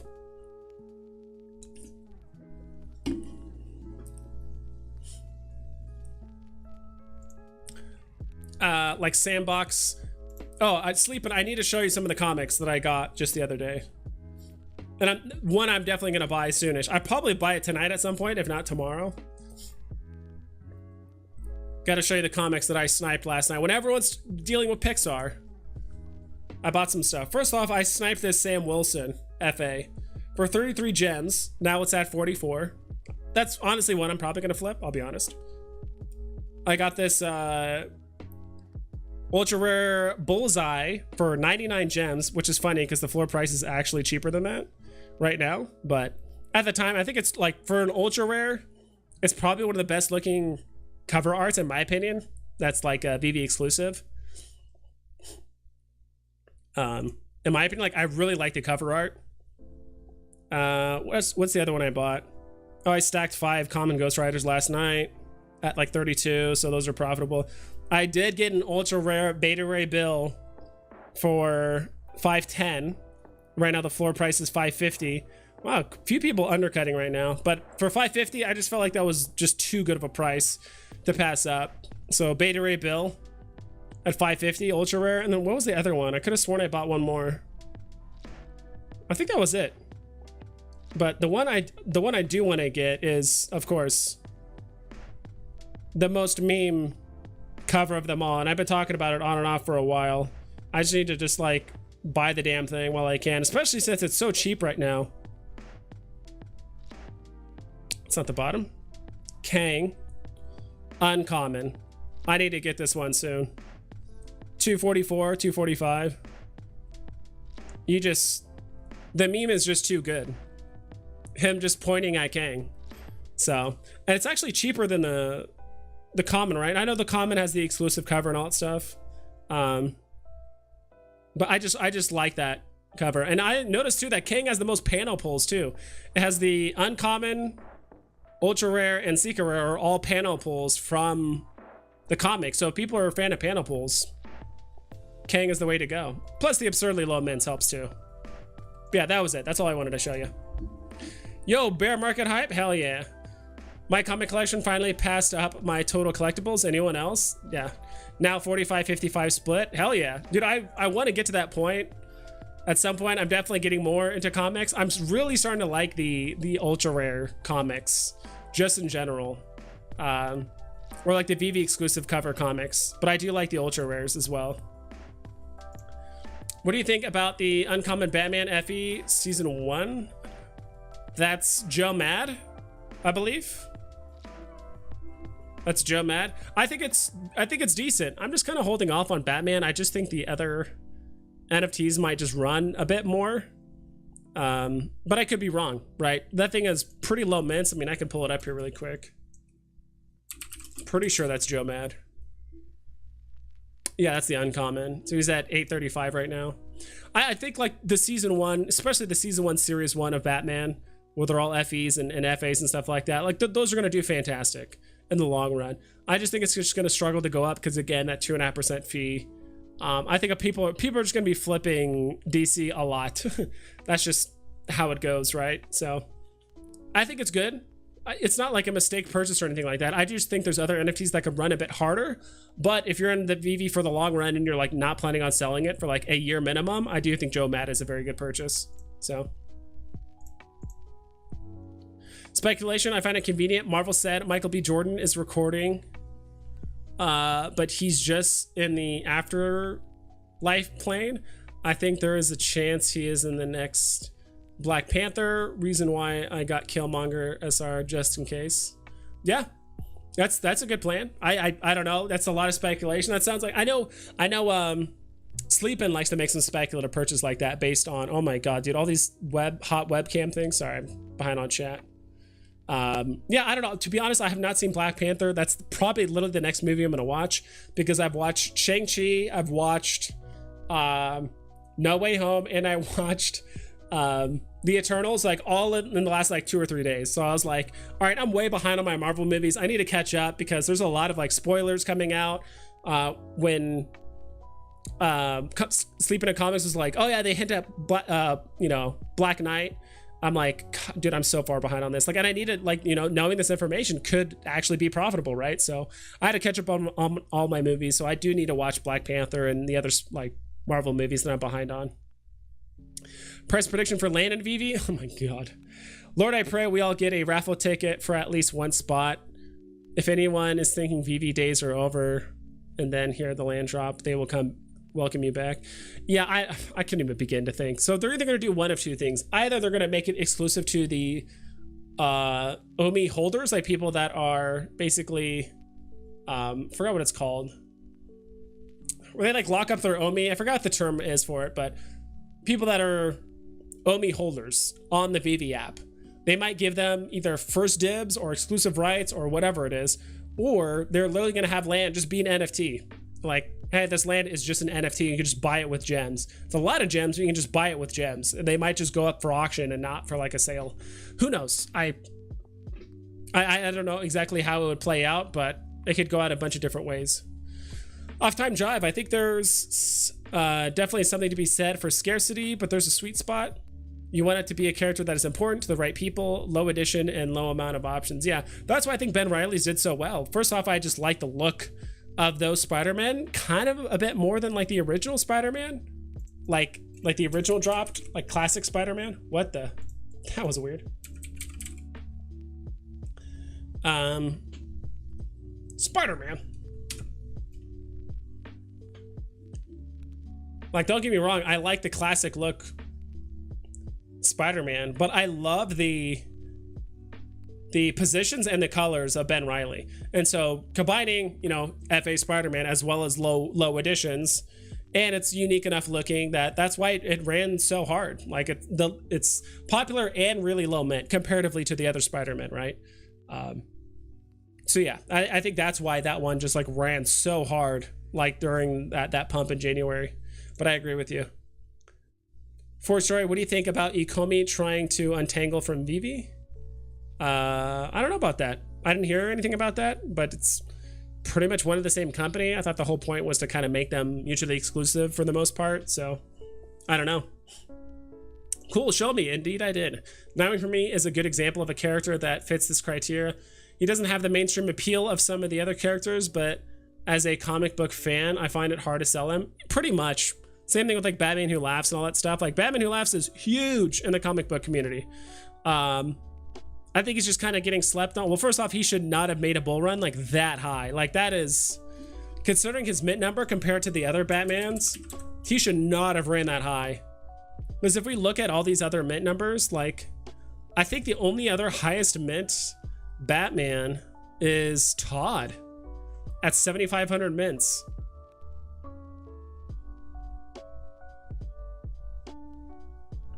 Let's see. 7,500, 55, 50. And then over here we have Batman Who Laughs. So it's like all the other Batmans are like legitimately, most of them are below 5,000 mints. And we have Todd at 7,500. We have this Batman that's at like 6,800, whatever. But then we have Batman Who Laughs, who literally ran, was at 100 gems in December 31st, below 100 gems. And then legitimately 2.5 weeks later, it goes up to 600. So basically did a 6x, more than a 6x in 2.5 weeks. It should not have gone this high. It was getting pumped by certain people on Twitter and stuff like that, which is why I should not have gotten this high. But like Batman Who Laughs is probably the most interesting and creative like villain that DC has come up with in the last like decade, I think, in my personal opinion. Maybe even longer than that. It's super cool NFT, one of my favorite ones on the platform. I probably need to rebuy it at some point. I do think it's kind of getting to its bottom. It's getting very close. So it is probably one of my favorite NFTs, and I do want to buy one. And the comic book community is huge on this, but there is a ton of mints. I mean, there's 17,000 mints of these. So. Oh, nice. Bullseye is supposed to be in Daredevil season 4. Nice. And that's another one I haven't seen. I remember watching a little bit of the Daredevil show when like it first came out, but I just couldn't keep up with it. So. It's the only Nightwing on the app. It's low edition, even though it came out with more. They're 2 seasons too late. I have no doubt that there are 1,800 people in the world who would hodl. Oh yeah, for sure. Thor 337 is a sleeper. He could have. He could be a fan. He's actually a really likable character. Like I've said before, in some ways he's actually more worthy than Thor. In some ways, interesting enough, he's a really interesting character, and like really strong too, given the right circumstances. Avengers 8 common for 300 or Avengers 8 uncommon for 244. Either one. Like me personally, I do think like uncommons can make like a big comeback. It might take a few years, could take 6 months or a few years, but like just the fact that it's literally identical to the normal like cover, like the original cover, but it has like way less mints on average. Usually it's like anywhere to like a third to like a fifth of the amount of mints. Kang is a bit different because Kang, I think like the common is like 6,000, but the old uncommon is like 2,000, so it's only a third. But I'd say that's a personal choice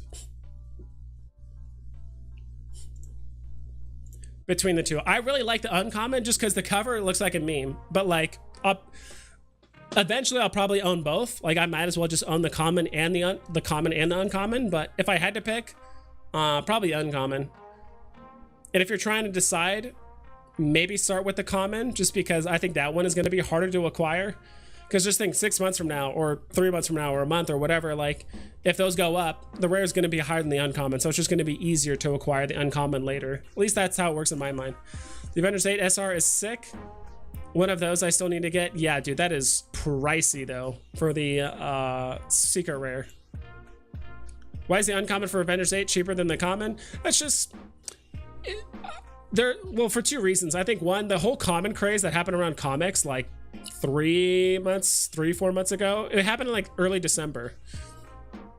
People said like, well, people want the exclusive covers, because for a while, like, yeah, uncommons I think on average were more expensive than the commons, but then the community sentiment just kind of shifted to wanting commons more because it has the original cover art, right? But that's different with the Kang, because the uncommon variant you usually see, where it's just the black and white version of the like cover art, is actually in the rare spot. So that's another thing. Like it seems like there's not a whole lot of rhyme or reason, or like why Vivi tends to like change up the art covers and stuff. And maybe that's just early Vivi. Like a lot of the early comics they released, like some of them were panel pull, some of them would have the rare, like the black and white version of the cover in like the rare or the uncommon spot. So, but I just like the cover. It just looks like a meme. Plus it's a great comic to have. So I stacked up on a bunch of Stan Lee's comics. Fantastic annual #3. Awesome. I don't know if that's like gonna be a popular comic, but I mean, if you got it at its bottom, it's good. How was Eternals? I liked it. It had a lot of great ideas, but it just could not fit them all in like a 2.5 hour movie. Even though it's like the movie's 2.5 hours long, and at times you do feel it, like how long it is. It had a lot of interesting concepts, and like honestly, they should have made it like into a series, because like the Eternals is talking, sorry, very minor spoilers, but there's like just cosmic beings, like very, very, very high level stuff, and we're getting like all this stuff thrown at us like within a 2.5 hour movie. And it did feel like literally the first like hour and a half of the movie was just like introducing us to like all the characters and the people and their issues and stuff like that. So but like we're getting really high level stuff with the Eternals, and it's like all crammed into like a 2.5 hour movie. I would have loved to see it into like a show series where they actually had like 5, 6, 7, 8 hours to like actually play out these characters and stuff rather than just cram it all into one thing. So, and there was a lot of just weird stuff that happened. I don't want to spoil it too much for you, but if you haven't seen it, you might as well, because it does tease some characters at the very end. And there's actually like 2 teaser endings you should watch. So when the movie ends, it shows credits for a little bit, then there's like a Easter egg or whatever you want to call it, and then wait till the very, very, very end of the credits, and there's another like Easter egg thing. So you want to watch both of those. But I thought it was all right.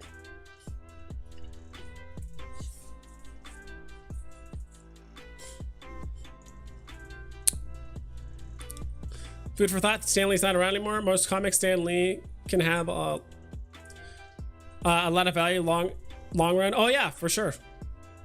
I was like, Jack Kirby still alive? I don't know. Like I'm sure any and all of those are going to be worth a lot, right? So wasn't Michael B. Jordan going to be Superman for a minute? Did I make that up or something? I kind of swore they announced some kind of black Superman movie like 3 years ago. I don't know. Steven Longo, staking. Thank you. That's what it's called, staking. The Disney acquisition wasn't actually Disney. News today was Bob Iger joined board of directors of Genies.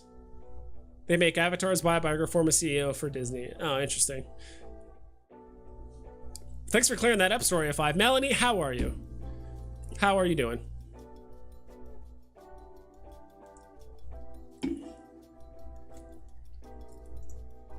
Spider-Man FAUR. 2,500, stupid deal.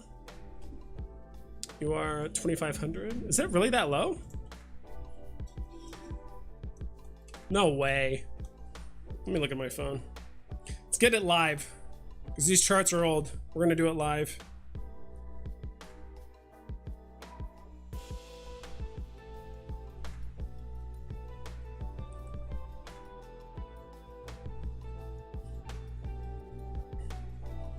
All right, let's see if you're full of it. Crypto superhero. Are you gonna debate me? All right. The ultra rare hanging upside down. What? Which one are you talking about? Not this ultra rare. That's much, much lower.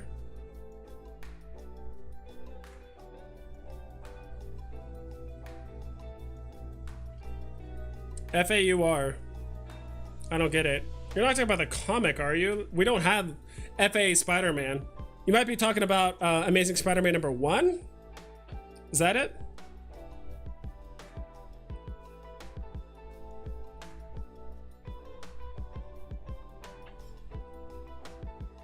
Which one are you talking about? Spider-Man FAUR 2,500. I'm lost. I looked at the comic as well as the collectible, so I don't know. 2,500 editions, holy moly. I'm like, what? Thank you for clarifying. I'm like, what? How's the lady statue looking nowadays? Oh, Lady and the Tramp? Yeah, let's check it out. I did buy one at $550 during the Pixar drop, which I thought was a good deal. And it still is a good deal, but I think it's just getting undercut. Okay, so someone did list one for $550 and it got bought, but I think it's hitting its bottom. I think it doesn't want to go any lower than $550, $580 right now. Listings did spike up a bit with the Pixar announcement, but I think it's kind of leveling off for right now. And 16, when did this come out? The 14th. The delisting monster should be hitting pretty soon. I don't know if it hit right here, but that delist feature should be hitting pretty soon on Lady and the Tramp, because Lady and the Tramp was released the 14th. Today is the 14th. So interesting. Maybe we'll get hit with a big delist tomorrow. Just kind of keep an eye out. So we could see these listings like drop down very far, assuming a lot of these people, if not if not later tonight, then like maybe later tomorrow. Yeah, I'm not too sure, but this is just interesting to look at because that doesn't look like a D-list right here. Not too sure. Eternals 1 has incredible art. Honestly, I have not paid too much attention to like the Eternals art. I'll be honest. Every time I look at the what's it called? The comic cover of it, it just looks not weird, but like just the perspective kind of throws me off here. Let's see if I can find it. Come on, Eternals. Where is you? There it is. So for some reason, when I look at the common cover, I don't know why, but it looks like he's looking this way and he has his like hand. It looked like he's like thinking, or like it kind of like initially I thought it was like a hand, like he was like thinking or something, but I guess not. But let's check out the art covers. Ooh, that does look really cool. Dude, what is this? Dude, these like mech things? The heck is that? Actually looks pretty sick. That's pretty cool. This is Jack Kirby, right? Jack Kirby was always, from what I've heard, really good at just like really like large scale, just like cosmic intergalactic stuff. Obviously he did a bit of everything, but that's kind of what I've heard that he's known for. That's why the Eternals is like very, very large scale stuff.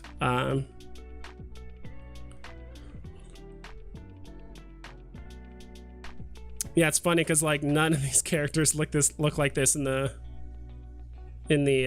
show. Interesting. I do like the art. I do like the ultra rare. Secret rare looks really, really cool. Icarus, I believe, is the guy on the like front here that's like pointing. At least I think that's Icarus. I'm pretty sure that's Icarus, but yeah. Cool. Yeah, I do like the art. It's really interesting. It's just that perspective always throws me off. Always makes it look like he's like thinking, or he has like his hand up to his mouth initially. I don't know. It kind of threw me off. Referring to scarcity. Sold too early on Ghost Rider Pump. Holding my woodies for next couple days is the right play. Dump is inevitable in my opinion. Oh yeah, it's gonna happen, but it's woody. You just hold long enough, it's gonna go up. But the bullet and completed the Pixar set, landed woody on drop, so it wasn't too painful. Dude, that's the best one to get, right? 17 wasted. Okay.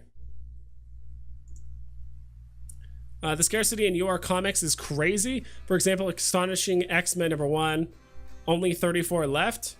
It's surreal to see some of these comics total supply dwindling away. Yeah, and I think ultra rares are making a move. I mean, like, it's just crazy to see that some of these comics, there are way less of the, sometimes they're like on par or like very close for the secret rares compared to the ultra rares, right? Like,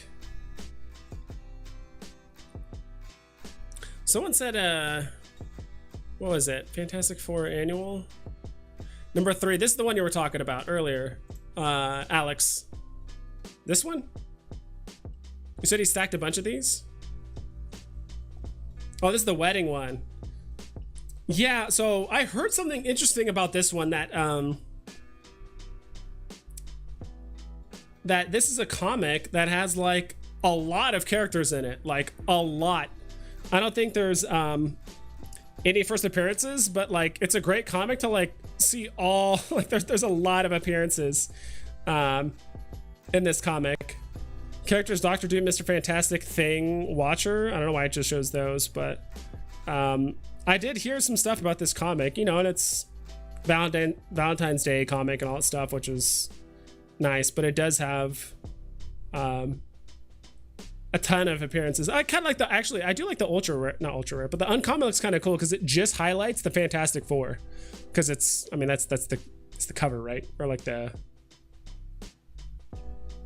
yeah, that's the name of the comic, so it just shows the Fantastic Four. That's really cool. So that's the one you're talking about. I do like that one. I do like that one, but I did hear like, okay, this doesn't have any first appearances, but it has like appearances of like like a ton of superheroes, like a ton of them are in there. I also hit the SR on drop, my first ever, been since Vivi, July 2021. Hell yeah, dude. I got a secret, my first secret rare was a shark bite, and I just sold that. That's one thing I have no sentimental attachment to like any of my NFTs for the most part. Imagine that blown up in your showroom. Yeah, that would be sick.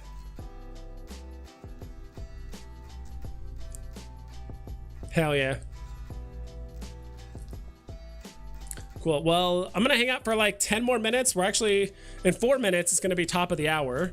We're probably gonna do a top gainers and top losers on ECOMIWIKI. Dude, this new ECOMIWIKI is sick. I really, really like it. The only thing, I would say the only thing, but there's a couple things I would like to add. And like my NFT tracker does this great. My NFT tracker is, this is something you can't do on ECOMIWIKI yet, but you can search stuff by dollar amount, right? You can say I'm looking for ultra rare comics for under 400. Bam, you got all the options right here, right? You don't have to go through and organize them or whatever. You know, you can also do a minimum floor, maximum. Another thing I love is like you can just search up rarities. I can look up all the ultra rares. You know, currently on the other platforms you can't do that, but so there are some really interesting features with the NFT tracker that I would like to see on ECOMIWIKI. But you know, I mean, the clown, he's a one-person show. An NFT tracker is super cool, but it's a 3-person group. It's 3 people: Jacob, Lars, and Robin. 3 developers from Germany. They're all working on this project, even in part-time. You know, there's still 3 of them. You know, maybe I'll make an account on here too or something like that at some point, because it just makes sense that I would use both platforms.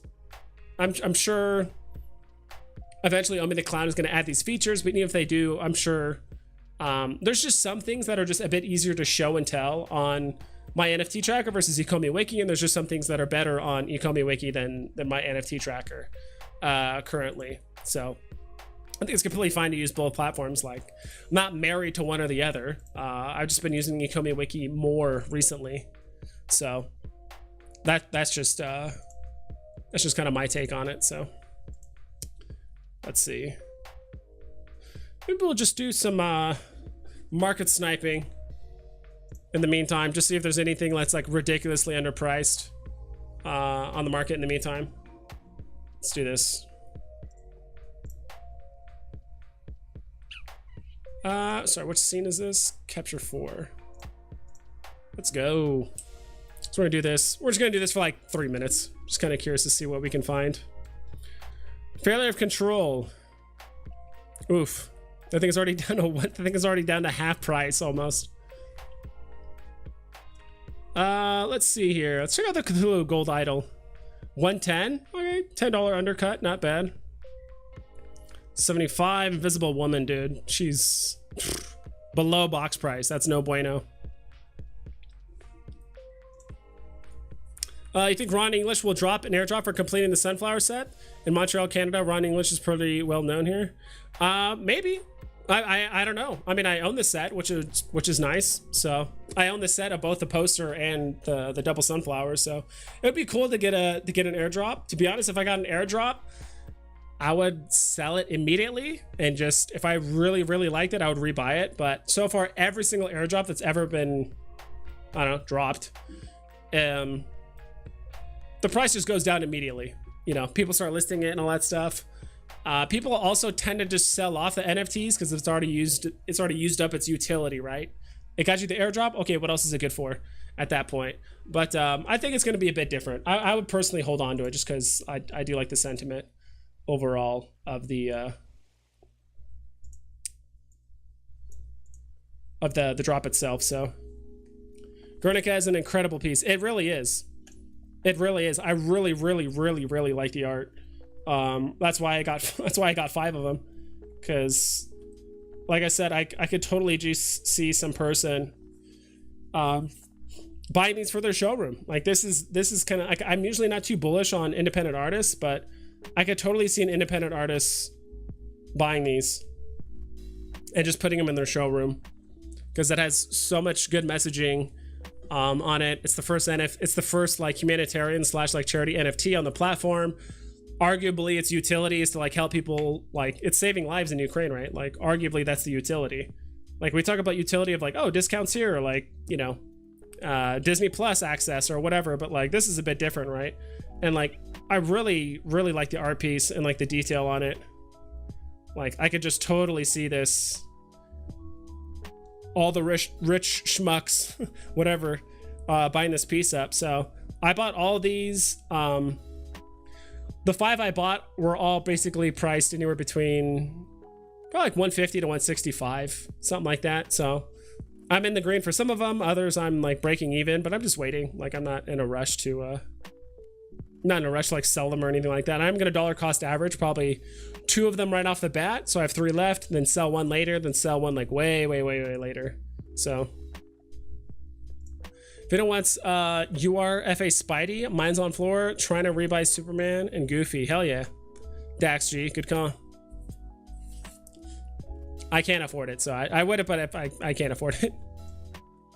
Was inspired by no Picasso art piece. Oh yeah, I'm well aware of all the stuff that's involved. And the best part is that it even references it in the details, right? I do think that's one thing people overlooked is if it was not in the details, I probably wouldn't be as bullish on it. Like I would still buy it, but the fact that like you have to explain the story and it's not in the details and stuff like that, like but I think the fact that it's literally in the details of the NFT itself makes it very bullish in my opinion.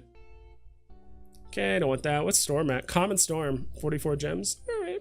Ooh, there's kind of a thin wall before it jumps up to 52. Probably still not gonna buy, but kind of cool to see. Edna mode. What's Edna doing? Chilling at 140. Ultraman, chilling. OG Devil Bunny. Not gonna buy it. All right, in about 1 minute, we'll check out the ECOMIWIKI. Sometimes it takes like 3 or 4 minutes after the hour for it to like fully update, so. There's Woody, slightly below 300, so he's getting a lot of resistance there at around 300. 115 for the up house. Not bad. Really just trying to find stuff to snipe. Let's go. What's Lady and the Tramp doing? 579. What about Sam Wilson? Nah. I'm just looking to see if there's just a significant undercut, because sometimes people do that, right? Like we see the floor price here is, you know, 24 gems basically, but sometimes people just list it for like 19 gems. They're just trying to get rid of it. Even at that point, I probably still wouldn't get the Winking Santa NFT, but if it was like really undercut, like sometimes people just mislist it by a few gems or whatever. Charging in a battle? Just listed it for floor. What's the unhanging out? Undercut by 5, not worth. Undercut by 1, not worth. 11 gems, still not worth it.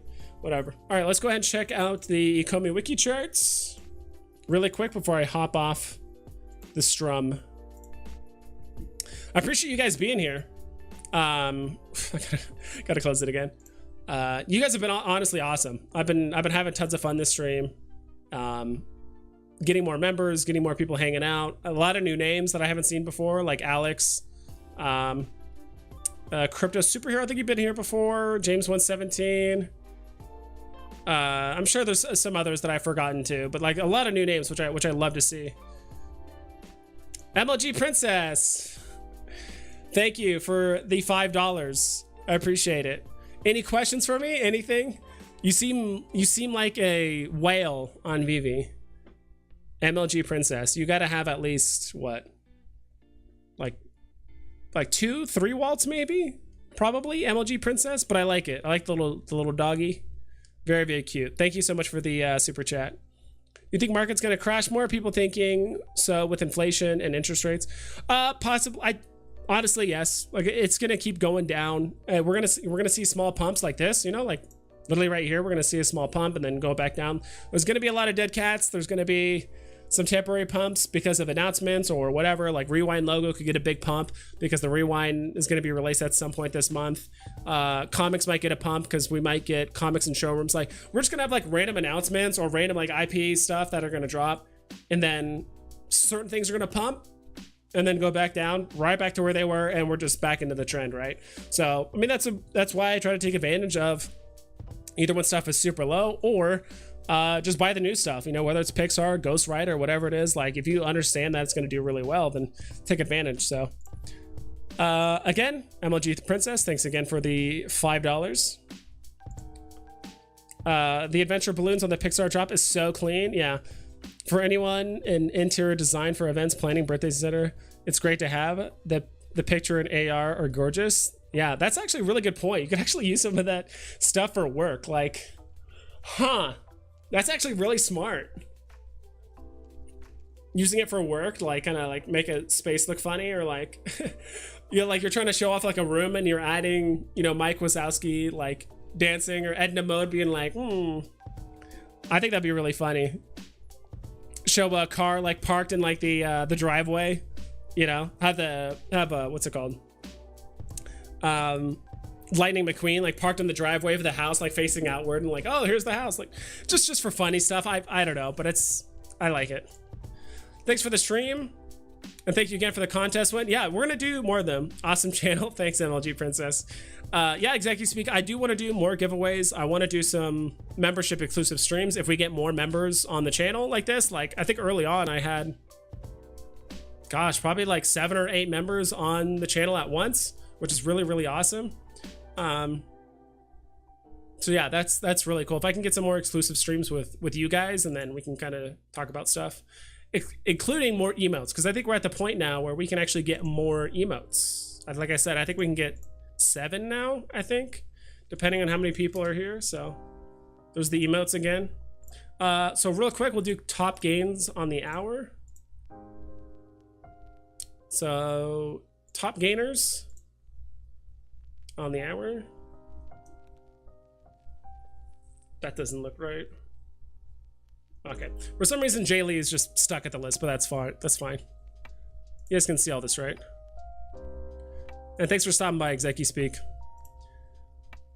Pogo, okay. Unicorno is up 27%. Gosh, I went up 18 gems. Nessie, Kripkins is up. So far we have Unicorno, Kripkin, Unicorno, both percentage-wise at the top, right? There's the emotes. Pixel Trader, thank you so much. Good job. And more Shiba Inu emotes. I really appreciate it, guys. I really appreciate it. Eventually, if you guys want to become members as well, get access to exclusive giveaways as well as exclusive membership streams, which I'll be doing later as well. But thank you so much for the $5, Pixel Trader. I appreciate it. Good job.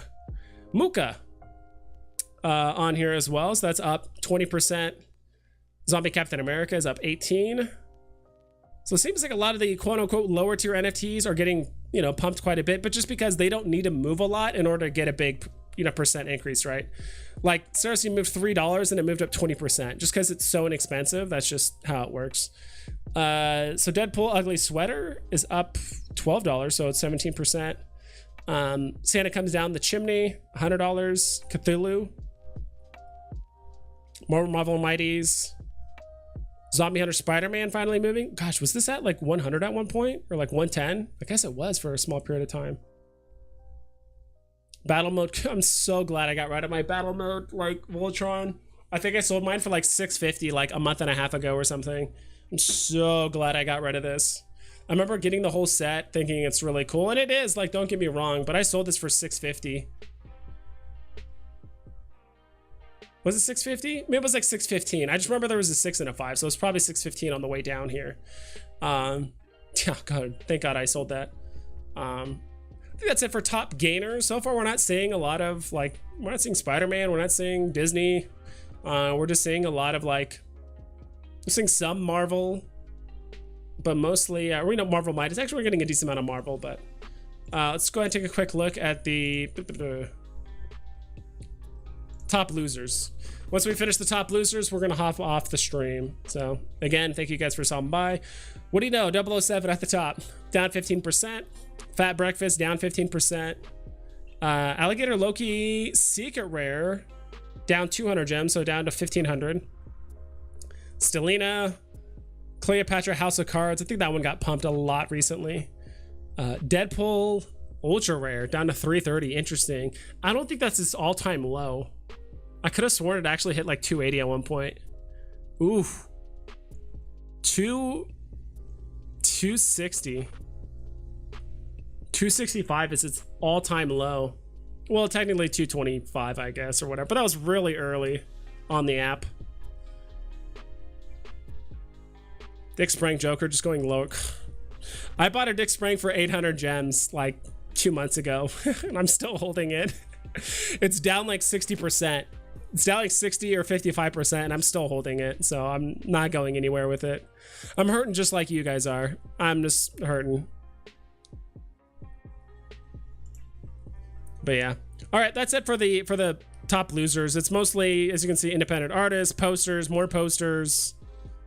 That's pretty much what's going on here. So that balloon Pixar NFTs utility can definitely be dubbed as the picture prop. Definitely, it looks great as well. And I think Edna mode is also a nice meme to add occasionally to some of your pictures as well. So awesome, dude. So dude, Alex, everyone else, it was so nice to meet all of you new faces in here. MLG Princess, Pixel Trader, and everyone else that donated or became a member today. Thank you so much. I'm off, so just keep an eye out tomorrow.